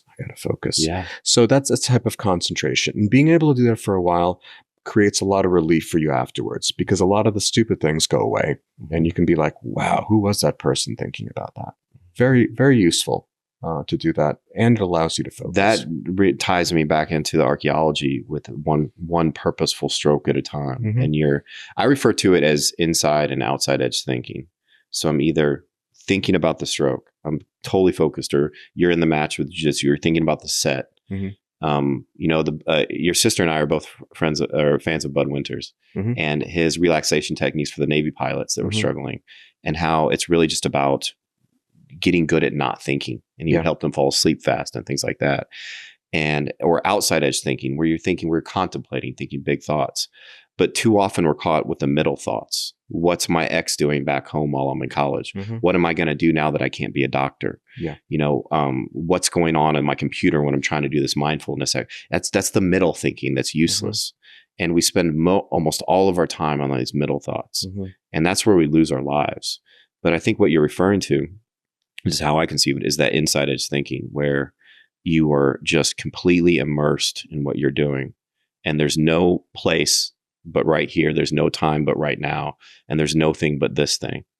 And a lot of times those are very simple things. And we're never in the moment we're in. And I feel like it leads this level of constant tension and stress. And that's why our breathing is changing. And our body chemistry changes and things like that.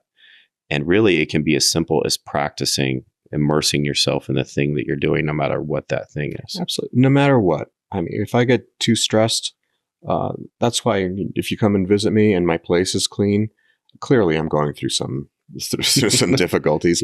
Because I'll be like, okay, I'm going to clean the dishes, and I can't just clean the dishes. And I'm sitting there. And do that one. So it can be done with various things. The nice thing about Jiu Jitsu and Muay Thai is that if you don't do it, if you lose focus, instant feedback. You get instant feedback. You should be focusing. When it comes to archaeology, you have no choice. You have to have that discipline, and it takes weeks to get to that point. So search for something. It doesn't have to be physical, but that helps, that you get instant feedback when you lose focus on the thing you were doing at that time. That's why I like rock climbing too. Bouldering. Again, you lose focus. And so there I'm training my brain not to go there. You see people as they age and retire, and if they're healthy, they take up hobbies. We make fun of the ship in the bottle, but that was the thing people used to do that required an immense amount of focus and being in the moment. That I think that might be a key benefit of those hobbies, is that they get instant feedback if they lose focus. You need small goals. You need to accomplish things. You need to be able to focus. It calms you down. It brings your blood pressure down, your heart rate, all those things that keep you alive for a lot longer. And also, it's a great way to think. It's nice. Yeah. People ask me, like, how do you make what if the most amazing thing you've discovered in archaeology? And I can tell them, well, the most thing was in a parking lot in the Adams Mart Hotel in Philadelphia. And that's because I got involved with a case of the FBI nailing the Panamanian consul at the time with a stolen artifact from Peru. I go, that's the most beautiful thing I've seen. That's awesome. Was that an archaeologist? First of all, I had very little to do with it until the translations needed. And other times, yes, I excavated and I found a cool human sacrifice with all these things and so on. Everything else is about making connections. And the only way you can make connections is by spending a lot of time with the data. And then you have to let your mind free. Yeah. And I've been working on this problem, which people have been working on for 500 years. Looking at it, I've been working on it for 20 years, and I spent the day with the data going through it, Then I sat in the bed, and since I'm in California, to go to sleep, took my vape pen, took a few puffs, put my head down, sat there, and just bolted out of bed. I was like, God, and I just pulled out the data again. Yeah. Boom. There was that connection. And a mystery that had been around for half a millennium, I got it right there. I almost feel that I'm not author to that idea because I simply allowed the front part of my brain to be quiet, and the other things that have been forming here finally was able to push through all that garbage. Yeah, man, that's a great way to put it and sum it up.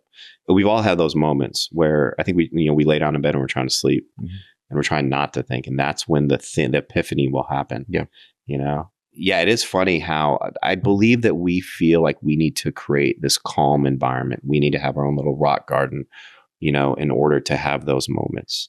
But I think we made it clear here that with practice and effort, you can create moments of clarity and focus in almost any environment if you get good enough at it. If you get good enough at it, and one of my favorite places to refocus was taking public transportation in Los Angeles. Because first of all, I'm surrounded by Latinos. So that's the only people going out. I speak Spanish, so I'm there, and I'd sit there and I would help. I'd put maybe I had a little earphones or something, or I'd sit there, often not, and I would just look at the chaos around me and just try to go in the reverse.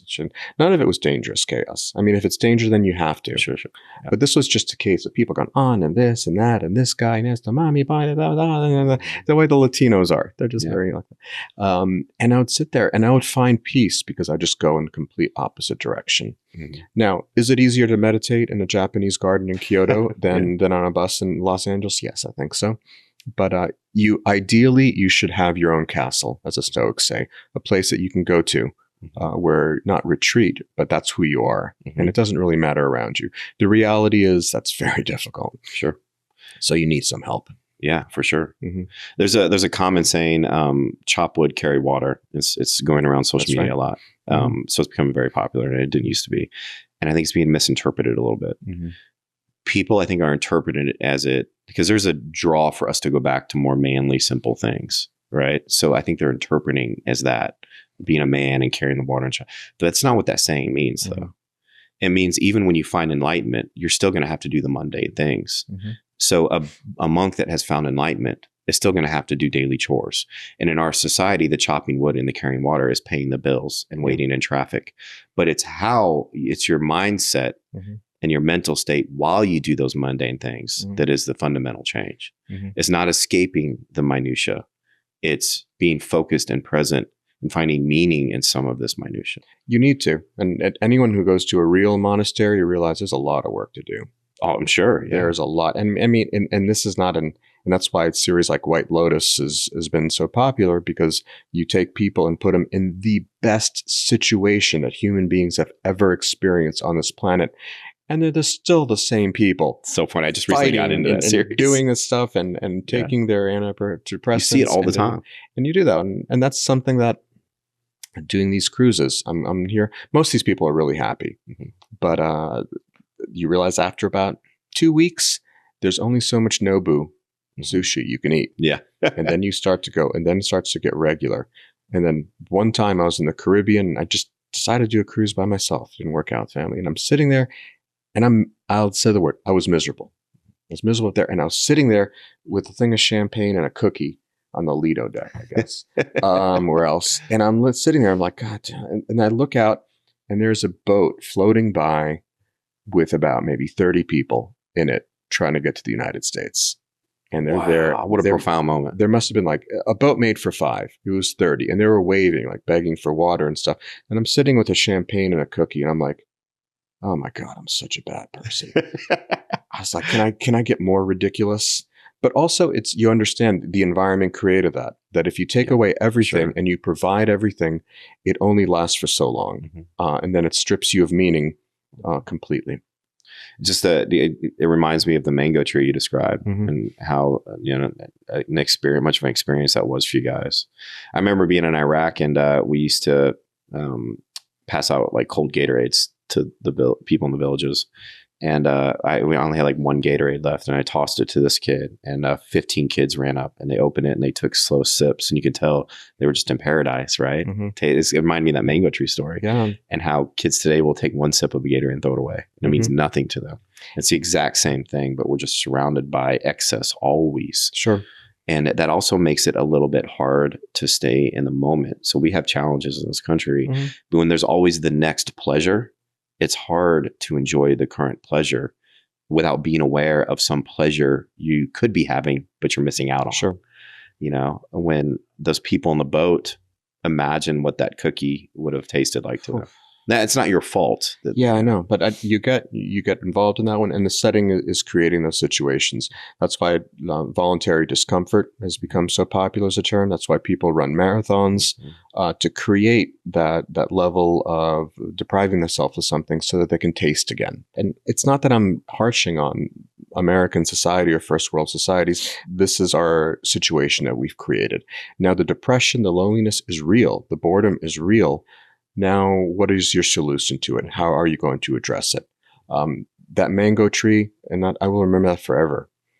But that was 2 weeks of trekking through the jungle. My shoes dissolved. So I was there was barefoot a significant struggle to get there. I lost pigment on my feet and legs from all the mosquito bites and tick bites and from scratching. So I earned that mango. I don't know if I'm willing to do another 2-week trip through the jungle to eat mangoes. But we can have many struggles, right? We can create these things. That's why even just going to the gym or doing the Jiu Jitsu, doing the fighting, doing these other things, and then going back to your experience with veterans. I mean, veterans don't miss war; they miss the camaraderie. That's what they do. And even taking Holocaust survivors that are now now they're passing, but they're in assisted living homes. And they say the indignities that they have to suffer from staff and so on, and these small things was actually worse than their time in the Holocaust. God, that's horrible, in the camps, in a way. What they're saying is that totally. back then they had a purpose. They needed to survive to bear witness. They had the camaraderie. They were helping each other. Now it was just there was a clear enemy and clear evil in the world. There was the life, everything. For those who decided that they were going to live, it was a very clear directive. Now at the end of their life, they're dealing with poor assisted living, staffing, or so on, and those indignities feel worse. I always look at people that have gone through just horrible things that I can't imagine, like Holocaust survivors. And a lot of those live beautiful lives afterwards. Very full, meaningful lives. And they bring a lot of insight into the world that they live in. Or like our African-American culture that had to go through 300 years of slavery and like the beauty that hardship created, in their camaraderie and their music and their expressions of hardship. And that everything I see that went through struggle turns out really pretty if it's not destroyed or turned evil. It's like how we use that struggle. And like John McCain and some of these people that were prisoners of war and how they come out and there's like a peaceful essence in their soul after that. And it just always reminds me that in order to really, experience, I feel like we're always chasing dopamine, right? And we're wired that way. But there's like struggle independent dopamine and there's struggle dependent. And I feel like the struggle independent dopamine chases always lead somewhere bad. whether it's sugar or drugs or sex or porn or whatever that is. And the struggle dependent dopamine releases always lead somewhere good, and it's okay to chase dopamine. It's just, how are you chasing that? How are you chasing those moments of epiphany? Are you trying to find awe in something, or are you trying to escape and draw in? I feel like we've identified some key points. This is not the direction I thought this conversation would go, but I love it. The need for community, that is not so much the foods we eat or drink, but it's the purposes that we use those for. The need to have struggle in our lives for purpose, being present in the moment and finding ways to be present in the moment. I feel like there's some other ones too, but those are 3 or 4 very important takeaways from this conversation that I think could make everyone's life more fulfilling. There are small things that you can do. And this is not an epiphany or a realization. It's a practice. Yeah. You have to wake up and say, how am I going to do this? I take out Marcus Aurelius and I'll read a passage, and I'll find a passage until I can apply it that day. Yeah. And I go, ooh, I'm going to use that one. And at the end of the day, I go, how did I apply it? I go, no, I never showed it, but I lost my temper at getting my coffee or something. Yeah. I go, I failed today. And that's an after action report. And then you look back on that failure and you use it as a building block moving forward. It's a building process that we go through. We have to, it's a practice. You have to do it. Everybody loves memes and quotes, and it's amazing how many folks on Instagram and that put their daily affirmation on there, and you're like, yeah, but how many people apply it? So you actually have to do this, and you have to say to yourself, and when I had students would come by, freshmen or sophomores or so on, I had to sit down and go, what have you eaten today? How much water have you had? How's your sleep? And they're like, what are you talking about? Like, I wanted to be a doctor. Now it's like, have you eaten today? It's like, well, no. It's like, it's noon. What have you had? Well, I had coffee. How much? Like a couple of cups. Like, it's like, okay, you're dehydrated, you're overcaffeinated, you're hungry, and now you're trying to make a decision that you think will determine the next 40 years of your life. You are not in a place to be able to make that Small decision. decisions have profound impacts on our lives. So you have to take a step back and go, what are the practices that I do to do this? And that's how you can develop a lifestyle that's healthier in both for your physical body and for your mental health, which is both related. But it's a practice. Yeah. Man, that is so true. Like, we don't just become something overnight. Like, it is a practice of, identifying. I always say, like, there's moral aspects of everyone's life that we want to improve: patience and kindness and courage and discipline. And it just seems like it's too much. It's like, it's okay. Just pick one. Pick one today. Pick one today and work on one today. And at the end of the day, like, was I disciplined today? Right. And if not, it's okay. I forgive myself. But what's the lesson I learned, and how can I apply that moving forward? Yeah. And we have a long life when we really break it down. And we have a lot of time to practice these things. And we have time to break them down and be patient with ourselves and forgive ourselves. And awe was the other one. We have to seek also community, struggle, awe, mindfulness, 4 things that the society is suffering from a lack of. Do something with awe. Figure it out. Go to a hike in a canyon. See something. There's a meteor shower. Go out and see that. Your favorite band is coming up. Do it right. Go to a football game if you're something like that. Those people in the dark hole, black hole area of the Raiders stadium. There's community. There's awe there. Community. There's struggle getting out of that place. I'm jealous. Those guys. Find something stupid that you can yell at.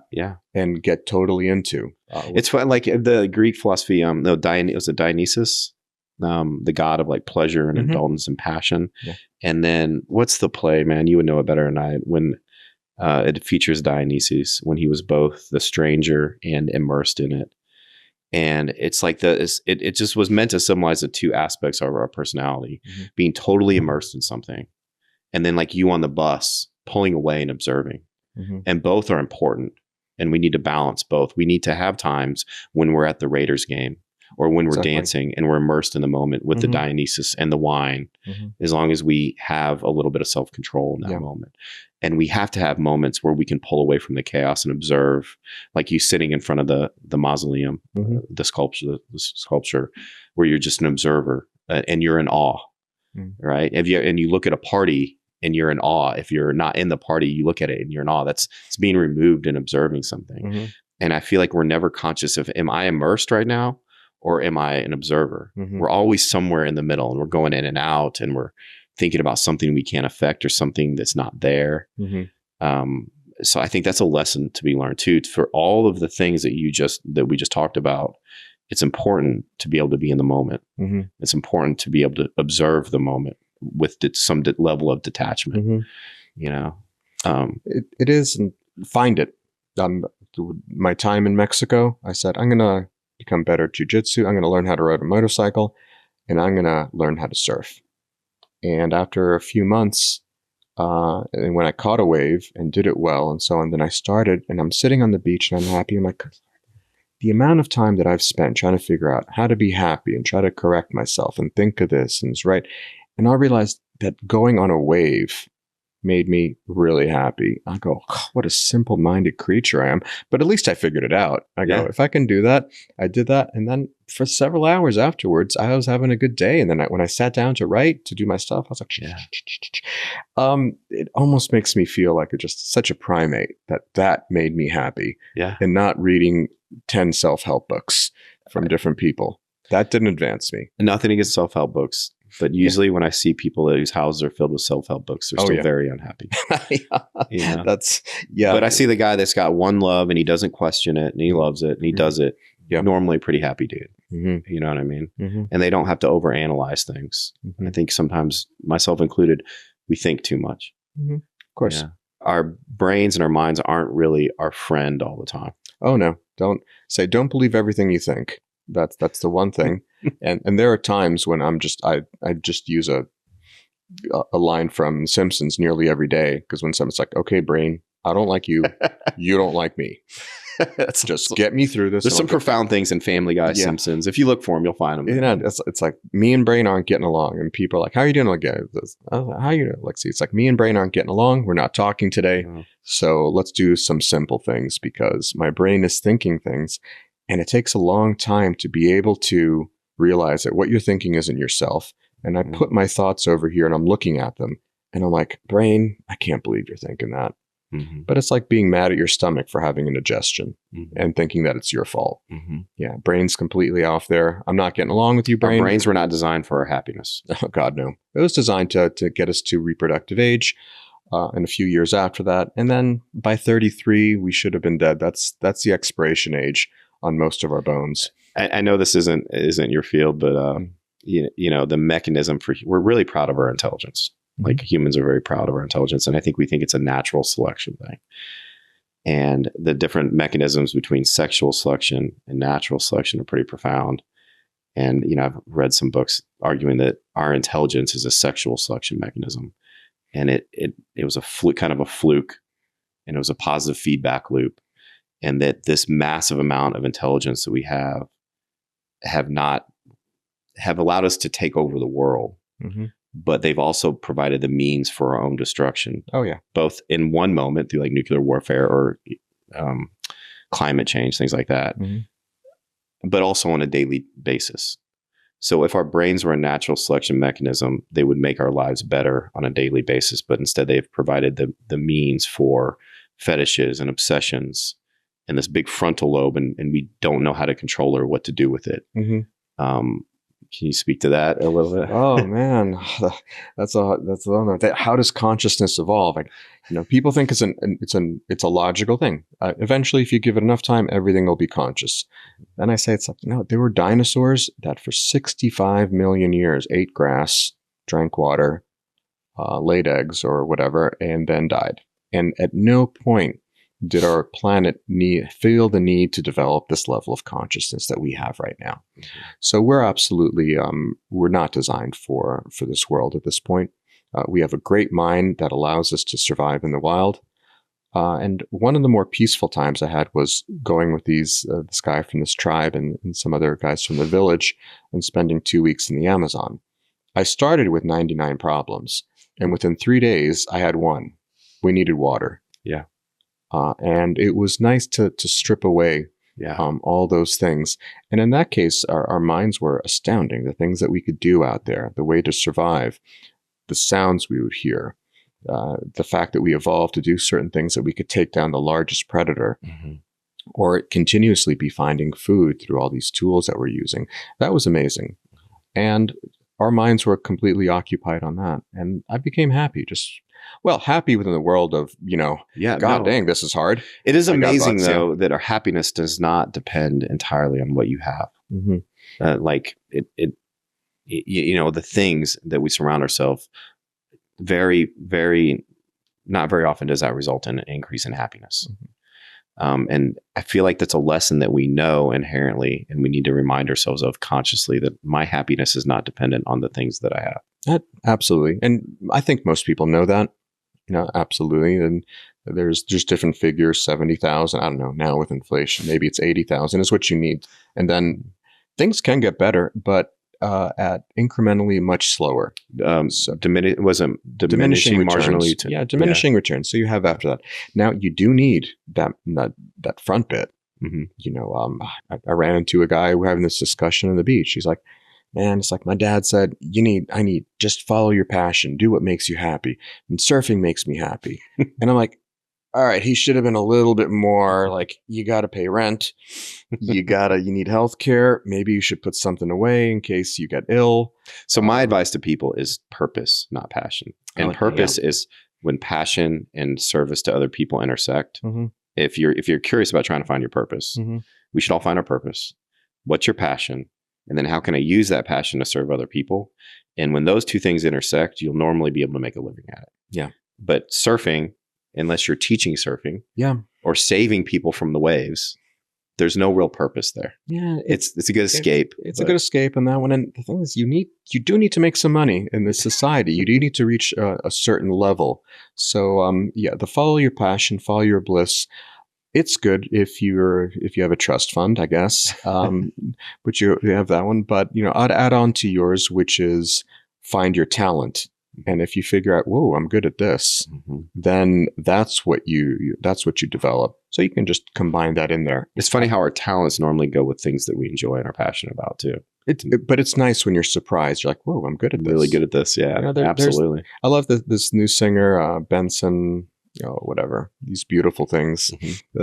Totally. That song. But what I like about him is that he didn't start singing until he was 18. And then he realized, oh, wait, I'm good at this. Wow. And within a few years, look at his success. Now, that wasn't following the passion. That was being 18, like, I'm going to try everything. And all of a sudden, wait, I'm good at this. Okay, I'm going to go here. I'm going to try. Oh, I'm terrible at that. I'm terrible at that. I'm terrible. So that's the advice I give to the college kids when I'm there. It's like, keep trying. You might find something that for some reason you're good at. I don't think college kids understand how young they are, mm-hmm. and what they think the path their life is going to take, mm-hmm. how few times it actually follows that specific path. Oh, of course. And how it's okay to run into some dead ends and have to start over. It's a mm-hmm. really long life. Oh, they asked me because I lived down the hall when I was at UCLA. So, and I had a cat. So the cat was always sitting out there.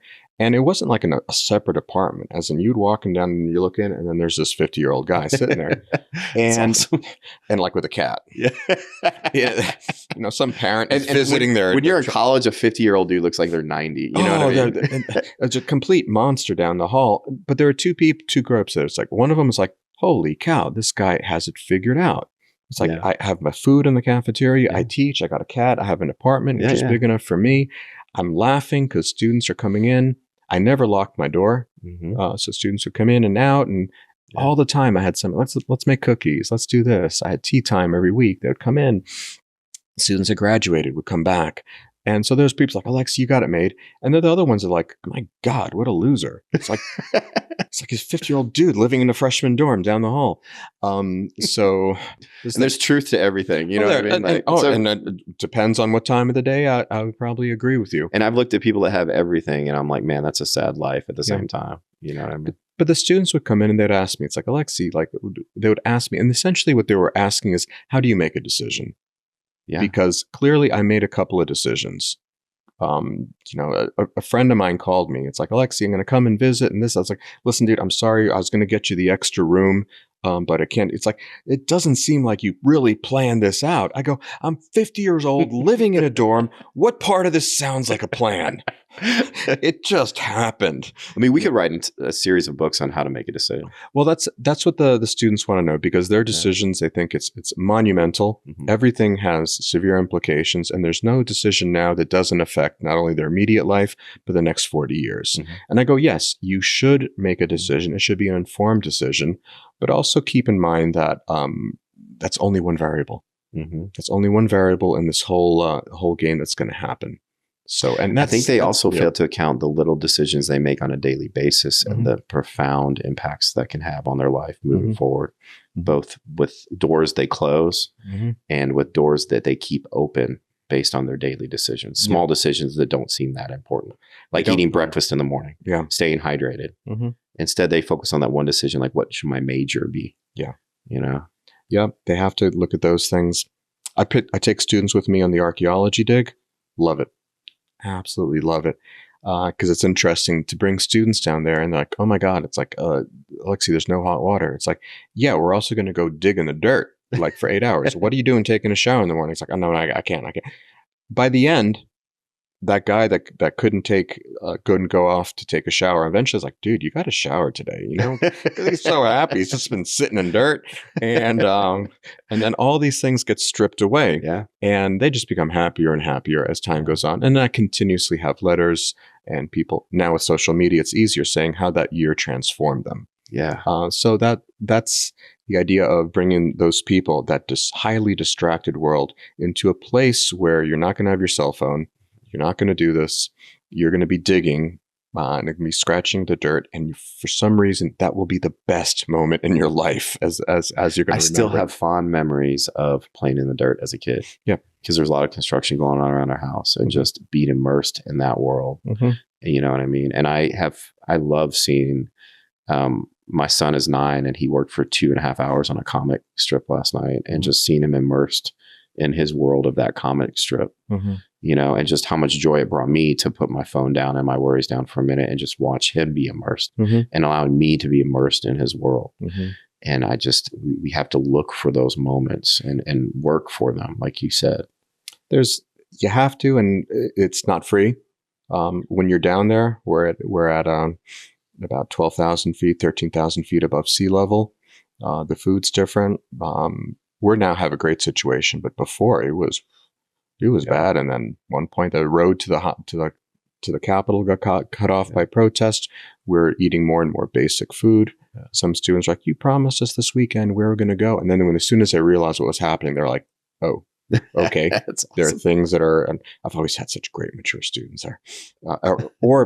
If you allow young people to be mature, Yes. they will be mature. Exactly. Universities infantilize them and put all types of administrators, RAs, you bring students down there. It's amazing how mature and how well they take care of each other. It's a great point. And they continue to do that, but I slow their life down with archaeology.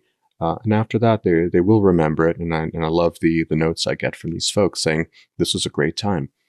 I love reading history books and seeing the layers to history, because the author that wrote this book usually went to secondary sources, but had to go to those sources and dig through people from back in the day writing, obscure, like sort through obscure and be patient in obscure manuscripts that don't have 99% of it has nothing to do with the topic.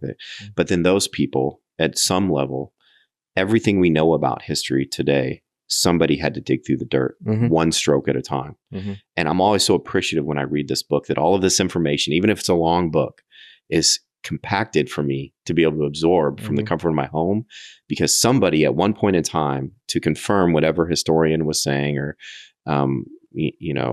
Arian, whatever historian was writing about it, to confirm what they're saying, somebody stroke by stroke had to dig through that dirt for me, and that I don't have to. Yeah, that's the thing, is when people come to me, or like the students are like, Alexei, I'm sad, or I'm losing meaning or something, I go, well, what have you read? They're like, what do you mean? It's like, anything that you're thinking about your life has been experienced by about 106 billion people before you. And a small number of those actually decided to write it down. So who are you reading? Because whatever thought you're having, it's already been had. There's no original and thought. someone else has written at least their solution to it or how you can reframe it. So what do you do? So it's funny on Instagram. Like I'll paraphrase Buddha or something, something that's Buddhist, and like somebody's like, "Did you come up with this?" I'm like, "Well, I paraphrased. Yeah, I didn't come up with Buddhist thought." You know what I mean? Like, no. I'll take students in the apartment that I had there in the dorms. I had all the books there, and of course, my copy of Marcus Aurelius just left me. I don't know how many times as I gave it to students, but it's like, here's some stuff that you want to read, and then we do let's breathing and meditation. Like, oh, Alexei, this is a great method. I felt great. It's like I go, first of all, I didn't invent it.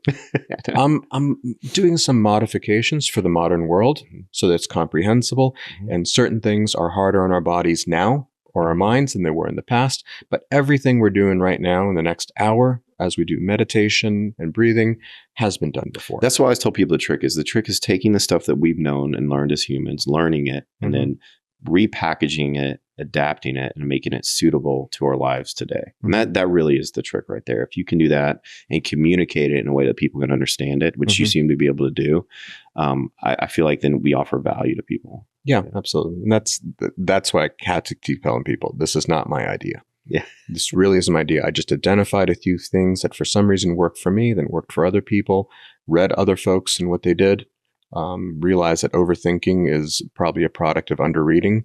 So it's another great way to look at it. So there's other things we can take a look at. So I've thoroughly enjoyed this conversation. This is not probably why people originally would come to this podcast. So to close it out, maybe list 3 or 4 of the most interesting foods or ways people eat in different cultures you've experienced. Different ways they eat and do this. Well, working in the Andes, you realize how everyone, of course, eats at home, does their potatoes and so on. But when you have the opportunities for a festival, you realize how important food is and sitting around. And then when you're not eating, you're dressed, you were dancing, you were drinking, you're sitting and talking with people. I was at a festival, and for 3 days, I was dressed like a bear for some reason, with this hat on. Was this Burning Man, or is this no? This was in the town of Tiwanaku, Bolivia. I had a helmet that supposedly was a bear, but inside it said leche condensada. So somebody had taken these condensed milk cans and made this. So I'm wearing this for 3 days. I'm dancing around. I have zero tolerance when it comes to the alcohol that they drink. That's the drink. Leche is like milk of something. Yeah. Condensed milk cans that somebody had hammered into this beautiful. So awesome. And there I am, and at the final bit, we all went into the church. It's this combination between Catholicism and I'm sitting there completely plastered, smashed, and I'm trying to maintain consciousness, listening to mass, and I look over, and all these passed out bears are on the pew. so awesome. That was a sense of, how many people have eaten 3 days like that with people and so on, and the food, and what food I got. And I looked at the food that I got, I looked at somebody else, it's like, I have a better cut. It's like, well, clearly I'm the white guy in charge. And you see those relationships. That's something right there that I've kept. That's the way they honor you with the food that they give you too. But also everyone brings in things. So everyone brought in their potatoes from their field. There's more of a connection with their food. And so we sat there and we had the potatoes. Now I have to reciprocate. I'm extremely wealthy compared to these people. They brought potatoes. I'll buy $200 worth of beer. Yeah, sure. You bring what you can to the table. That's the reciprocation for it. So we go back and forth. That had so much more to do with society than with food and so on. Yeah. And the potatoes were actually quite good because there's 400 different types of potatoes in the Andes. So you never know. Awesome, man. You never know what you're going to get. That's so cool. And they got this great stuff that's made from dirt. It's just a dirt mineral. Have you ever seen that movie Mars? No. He gets stranded on Mars basically, and he basically lives on potatoes. Yeah. And then I had to research like the nutrients of potatoes, and you can pretty much live on potatoes for a little bit of time. You'll get some major deficiencies, but you can stay alive on potatoes for a while. So eating a lot of potatoes in that sense, that was all wrapped up. So I call that one eating experience. I get tired when I say I work in Peru. People are like, oh, have you eaten guinea pig? I'm like, Have this conversation again. It's like, yes, I have. I didn't even know that was a thing. It's like, yeah, they eat guinea pig. It's like, what does it taste like? It tastes adorable. It's actually awful. And the last guinea pig I ate was undercooked, and it just looked like an alien fetus. And I can't eat it. Oh, that's rough. So that's normally the case when people ask me those things. What's the most interesting food you've ever eaten? When we went off, when we're off in the Amazon, and we were carrying our food. So that meant that we had to hunt. So we're going on. So that the guy would be just bringing in things. And the guy, I woke up one morning, I was like, Carlos, what's for breakfast? And he's like, he spoke 12 words, I think, during 2 weeks. And he just grabbed the rifle and he left. And I heard crack, crack. And then comes back. It's like half an hour later, just boom, bird. I thought you were going to say like an iguana. I don't even know if iguanas are like lizards. No, that was a bird. I'm like, bird. Okay, so bird. We're eating bird. The bird, and that's what we had for breakfast. Boiled it, and we ate it. So that week where we're walking around, and it's whatever we can do. And it's like, today we're going to go fishing. It's like, why do we have machetes and it's nighttime? And it's like, no. Awesome. Yeah, so we're like paddling and fish are sleeping and we're hitting it. So we got like 11 and a half fish because I use it. You're supposed to use the dull side, not the sharp side. They're like, Alexei. You pick up half of it. Yeah. So which half was it? Oh, the tail. Fortunately, they left that part, and then they got a crocodile, and so that was a time of very strange time for me. Going through eating piranha, eating other things that we could find on the landscape. I have a love-hate relationship with, maybe anthropology is not the right word, because I feel like exercise science is the field that's filled most with, the Dunning-Kruger. Everybody thinks they're an expert at it. Mm-hmm. Shortly behind that is anthropology. So especially as in regards to exercise and diet, everybody likes to say this is the way people used to eat. Mm-hmm. As in there was one people in one spot. Right. They ate one way. Can you speak to the diversity of the human diet and what humans can eat and survive and be fairly healthy? That's the thing. We have this whole idea of the ketamine diet. Is that ketamine? That's a different keto diet. Sorry, I would try that out though. Yeah, man. I would try out the ketamine diet. Sorry about that. The whole ketone diet. Ketone diet. Man, the hunter, and so on. We've gone back and forth. Latest thing shows that, actually some of these people ate a lot of meat. Now, is that what we did? When you go down to it and when you hang out with hunter-gatherers, not 80%, 90% of their meals are basically children and women walking around and finding things. Yeah. And then every once in a while, the guys would stop drinking whatever they're drinking, find a nearly half-dead animal, spear it, bring it back, and then have stories about how it almost killed them. I bet women in America can relate to that. Yeah, they can do that. Yeah, there's this guy who never smiles in his picture with his wife, but he has this goofy face with a fish. So that's really hitting this part of the brain. Diets were extremely varied, and very much they were opportunistic. And you're just walking around, and when you do that, and that time in the Amazon is amazing how the whole time you're doing stuff and you're looking for things. And I brought the guy, this tribesman with me, him and his sister were the last two from his tribe that were wiped out by the military decades ago. Yeah, it's a sad thing.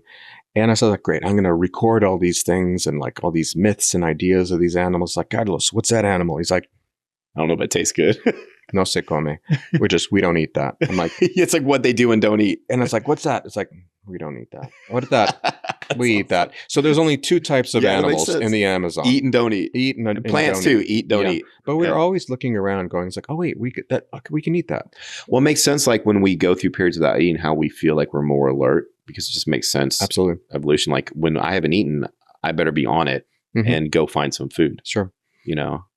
So that little bit there. And let me end also just with an idea of eating, health, and also with my other experience, which was I went off into down to Iquitos, Peru, off deeper into the jungle to a place to do ayahuasca for a week. Mm-hmm. And we're not going to talk too much about that part over there. That's one thing. But part of the experience there was a diet just made with the fish from the river right there. And they had potatoes and some vegetables. No salt, no pepper, nothing of the things we add for a week. Mm-hmm. That permanently slowed down how I eat. Mm-hmm.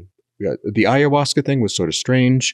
Like, I don't know what a multicolored dancing Homer Simpson has to do with the epistemology of life and my relationship to the cosmos and family, but that's what I saw. Now, can I interpret that? I probably can't. But what I ended up doing was for an entire week, I did not have a single additive on the food. And the first day you eat, and then you realize your cheeks are filling up with food because you're chewing to get flavor, but you're not swallowing it. So then I had to slow down. And then each piece I was trying to extract every molecule of flavor out of it possible. And from that moment on, I simply eat slower. But if you want to change your diet or something, cook at home and don't use salt or pepper or any spices for a week. Yeah. And reset your palate a little bit. You'll reset your palate. There's flavor in the food that we eat. Just simple foods. There's flavor in the simple foods. And that's and at a friend's place, we got salsa, he got chips and so on. And it's so different. When I'm eating a potato and there's nothing there, I'm like, potato. Ooh, wait, that tasted like something. No, it tastes like potato. And then you swallow it. Yeah. And then you're like, next piece. So when I was putting in a chip and chewing it, I was already thinking of the next chip. Yeah. And that's the type of eating that I was able to break. That is such good advice. So maybe for a while, it doesn't really matter what it is, as long as it's a simple, real food. Just clean your diet up from the additives and the spices and the salsas and the salt and the flavors, and just eat the food that we consider flavorless. Yeah. And find out that if we slow down enough and be in the moment with our food, that there is flavor there. You have no choice but to be in the moment, because you are just like, wow. Yeah. And a whole week of that. But it's like anything else. Like you said, there's struggle involved in that. You know what I mean? And we have to be willing to go through that. So that was my third eating experience, I think. And there's some nice folks there. The Shipibo Indians were there guiding the ayahuasca stuff, and they kept us on that diet. And that was good. That was really good. I'm going to go through something like that in August. It's Ibogaine in Mexico. So it's an experience like that. But, it's going to be an experience. Last thing. Sure.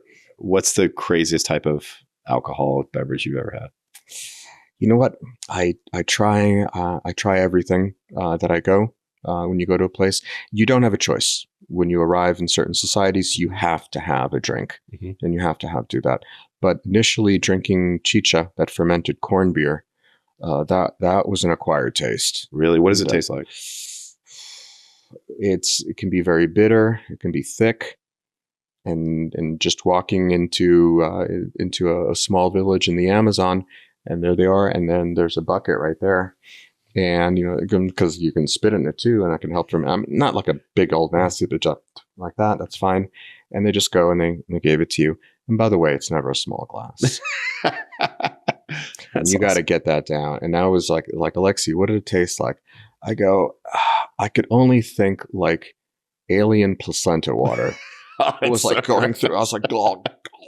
No, and I was like, I finish it because you got to finish it all up. And you're like, that was very good. And it's like, please don't fill it back up. But you have to do it. You have no choice. And as archaeologists, if you're not a drinker and you do an archaeology, it makes life difficult. We have all these techniques on how to get rid of drinks. God, reading about the Mongols and like their diet, and then they drank that fermented mare's milk that's still around. Have you ever had that? No, I haven't had that one. Sounds rough, man. So a lot of these things are quite rough, and they might be good for you. But all these things are acquired. They start early on in your life, and then you drink it. It's sort of like Australians going, "We miss Vegemite," and then you try it. You're like, "Are you sure?" Oh, it's so bad, man. You're like, and it's like, "Oh, it reminds you don't miss." Or like you don't miss Vegemite. You miss your mom giving you Vegemite and being 5 years old. The emotions that are attached to that. I get it now. So I will continue going around, and I'm always one to try things once when it comes to food, when it comes to drink, especially. And all the different combinations that they're now with this globalized world, they're taking things like the national drinks of different countries and say, how can we combine this? How we can do something, but also going to the original bit. Coca-Cola getting into the mare's milk game. They might go that. You realize how important Coca-Cola is when it comes to drinking around the world. I still have my Serbian relatives, and God help me when that plastic bottle comes out of the back. And like, and they got the Slivovitz, and that is just a whole nother level of drunkenness or so on. So you don't have to go too far in this world to have something completely unique, except for one culture, the Inuits. Every culture has some mind-altering form of consumption. Really? Yeah, that does surprise me. That is the most consistent thing around. So, throughout history, like, we think we drink a lot now. When they went to the average gallons of alcohol people drank a few hundred years ago, it is mind blowing. Mm-hmm. And that is the truest thing. Like, the thing that always stands out to me is how much, like, Alexander was an alcoholic and his soldiers were all severe alcoholics or heavy drinkers. Every culture has their drink. Absolutely. And it has to be done within, understand the cultural context for it. Because you can't say it's like, oh, alcohol is bad, or, I wonder if they're going to remember us for Bud Light. I really hope not. America. But the light lager is our national drink when you think about it, like the light lager. Just about. And up until recently, we were made fun of. And that's why the Europeans would be like, American beer is like having sex in a canoe. Too close to water. It's funny. Yeah. So so now the world so funny. The world has changed. Our diet has changed, and it's all within our recent memory. I was just in Berkeley, and I went by, there was Japanese, and that's the restaurant that started all this food that we eat now.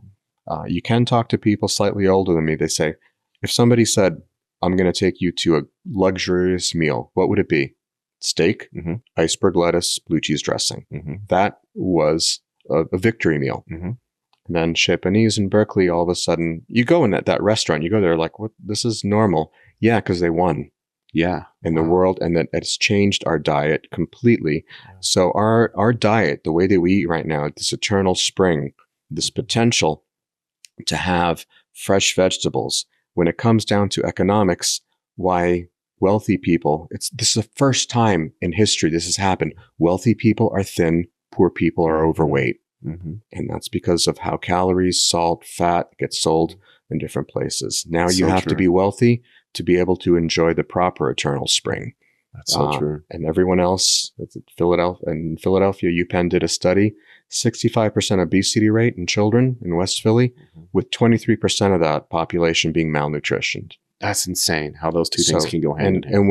And since I lived in West Philly, I went to the supermarket, I go, how could you not? When you looked at what was being sold there. There's a little bit, so I live in a very affluent area of Austin, and people go on and on about eating organic and how everybody needs to do this and this. I'm like, okay, I got what you're saying, but there's a Whole Foods a block from you, and there's an H-E-B that's fully stocked. Yeah. Philly's actually a great example. Go into the middle of Philadelphia, like what you consider the middle of the downtown area, and try to find food within a mile and see what quality of food. The food deserts that exist in our cities, especially, it's appalling. Yeah. And like you said, very calorie dense, very nutrient poor. And I challenge you to eat healthy in that environment. Absolutely. It's almost impossible. Yeah. So realize that when it comes to our diet, and we start thinking of diet, recent times, human evolution, this is such a strange time. So a lot of things are out of whack. So you need to think about it. Think about it both for body and for mind, and how do you manage this? So when people say, well, how did people eat in the past? I go, oof, there's so many variables. I really can't. I can give you anecdotes, but there's consistency. They ate mindfully. They ate more slowly. They ate with community, and they did not eat foods in a way that would lead to like dependence, indulgence, and things like that. So it wasn't necessarily the types of foods that they ate were consistent, but there's certain underlying factors to how people ate that were much, much different. Absolutely. So we have such a different context. And right now we're just plucking up ingredients and trying to fit that into a world which is so radically different. Like vegan versus carnivore. We're going to war over that. And it's missing the entire point of the argument, in my belief. Yeah. So for folks, listen to this podcast, listen to you again, but realize this is a very volatile period in human evolution when it comes to foods and what's going on. Read. Don't get hit up by fads. And there's a few things that we covered in this talk that to me are important, that I've found in my experience as an anthropologist and having lived abroad. I go, what do healthy people look like? Yeah. And what do they do? And some of it is related to the actual food. Yeah. First of all, do you have any recommendations on like reading or that people can go to in order to, that you would recommend to people or anything like that to help them out with their cultural awareness and how it would affect their health. Yeah. Any of your personal favorites? You know what? And I'll tell you the story over here. Michael Pollan writes a lot of great books, especially when it comes to how to change your mind. If you want to know about psychotropics and other things, another one is Botany of Desire. So it gives you an understanding of certain foods and how they developed.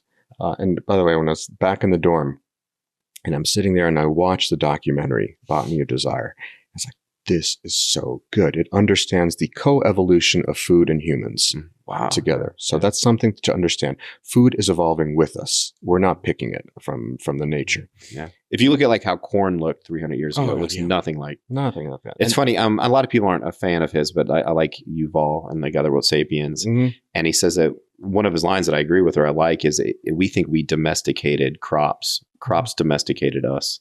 You know, as far as like our entire lives now have to be based around raising these crops and making sure that they make it to their next generation. So they domesticated us. I was like, wow, that's a weird and good way to think about it. Yeah. Think of the co-evolution of these things, co-evolution of animals with us. So this is a changing landscape. Now it's radically changing. Before we would breed sheep to look something like this. Now we can use CRISPR and introduce a flounder DNA strand into a cow. So something like weird. We have the knowledge, but do we have the wisdom on how to use it? That's the next thing. By the way, just to finish that story, I finished the documentary and I went outside into the hall and they're like, "Hey, Dr. Alexei," and one student's like, "What'd you?" It's like, "I just saw the greatest documentary." It's like, "What'd you see?" It's like, Botany of Desire. She's like, "Oh, my dad filmed that." No way. Like, yeah, I was like, of course. So like we're the environment you're in. So then I met the parents, then we talked about that and so on. So that's something that made people realize that food is doing that. There's another book called Why We Eat What We Eat to understand where things are coming from. Yeah. And then there's the great American exchange when it came to the New World and how that determined food. So imagine Thai food without chili. Imagine, Mexican food without tomatoes. Yeah. Or I get them mixed up. You realize how our food has been combined over this period. There's a restaurant in Madrid. I don't even know it's there. They serve things only before the discovery of the New World. No way. That you get to eat a diet of what it was like. I think we just assume foods have been omnipresent in our lives and we don't understand that in certain parts of the world, very recently, relatively speaking, there were no such things as tomato. People did not eat tomatoes 300 years ago. I think they were considered like deadly or something like that. Or like nuts were not a thing back in the day. Like people didn't drink coffee very often. It's just, it's pretty crazy how recent some of these inventions or introductions are and alterations in our food that have made them edible and widespread. And then understand how religious and cultural aspects of it alternate. Fish on Friday by Brian Fagan. Another book to make you realize how the Christianity and the idea of no meat on Friday, how that changed our diets and how that became something global too. So I'm going to put all these in the show notes for people. Sure. We're going to watch it again so they can go and reference those books. Those are really some interesting recommendations. So there's a couple of books to start you off. After that, there's just way too many books on this topic. How can people, if they want to know more about you, how can they reach you and learn more about what you're doing, what you're into now, and what's next for you? Well, right now I'll be from here off to a conference, had to make my way back and prepare off in Poland and Italy for my summer season in Peru. I'll be excavating. Go on Instagram, Alexei Vranich. You can see that I update every few days our excavation and how it's going. In a few months' time, a series on National Geographic is coming out, and that highlights my research down there, so they can check it up. But go to Instagram, and you can find me there, and you can see updates from the excavation if you want to know what it's like to be an archaeologist and to be digging out there. So that's the best way. After that, I publish books and articles that I wouldn't want my worst enemy to read because they're academic stuff, but I'm working for more public outreach things. Keep an eye out for those. Man, I am so blessed and fortunate to get to have gotten to sit down for the last hour and a half and talk to you. And I learned so much personally, and I feel like I could talk to you for days. And I hope people that watch this got as much out of this from you as I did. Thank you very much. Thank you so much, man. I appreciate your time.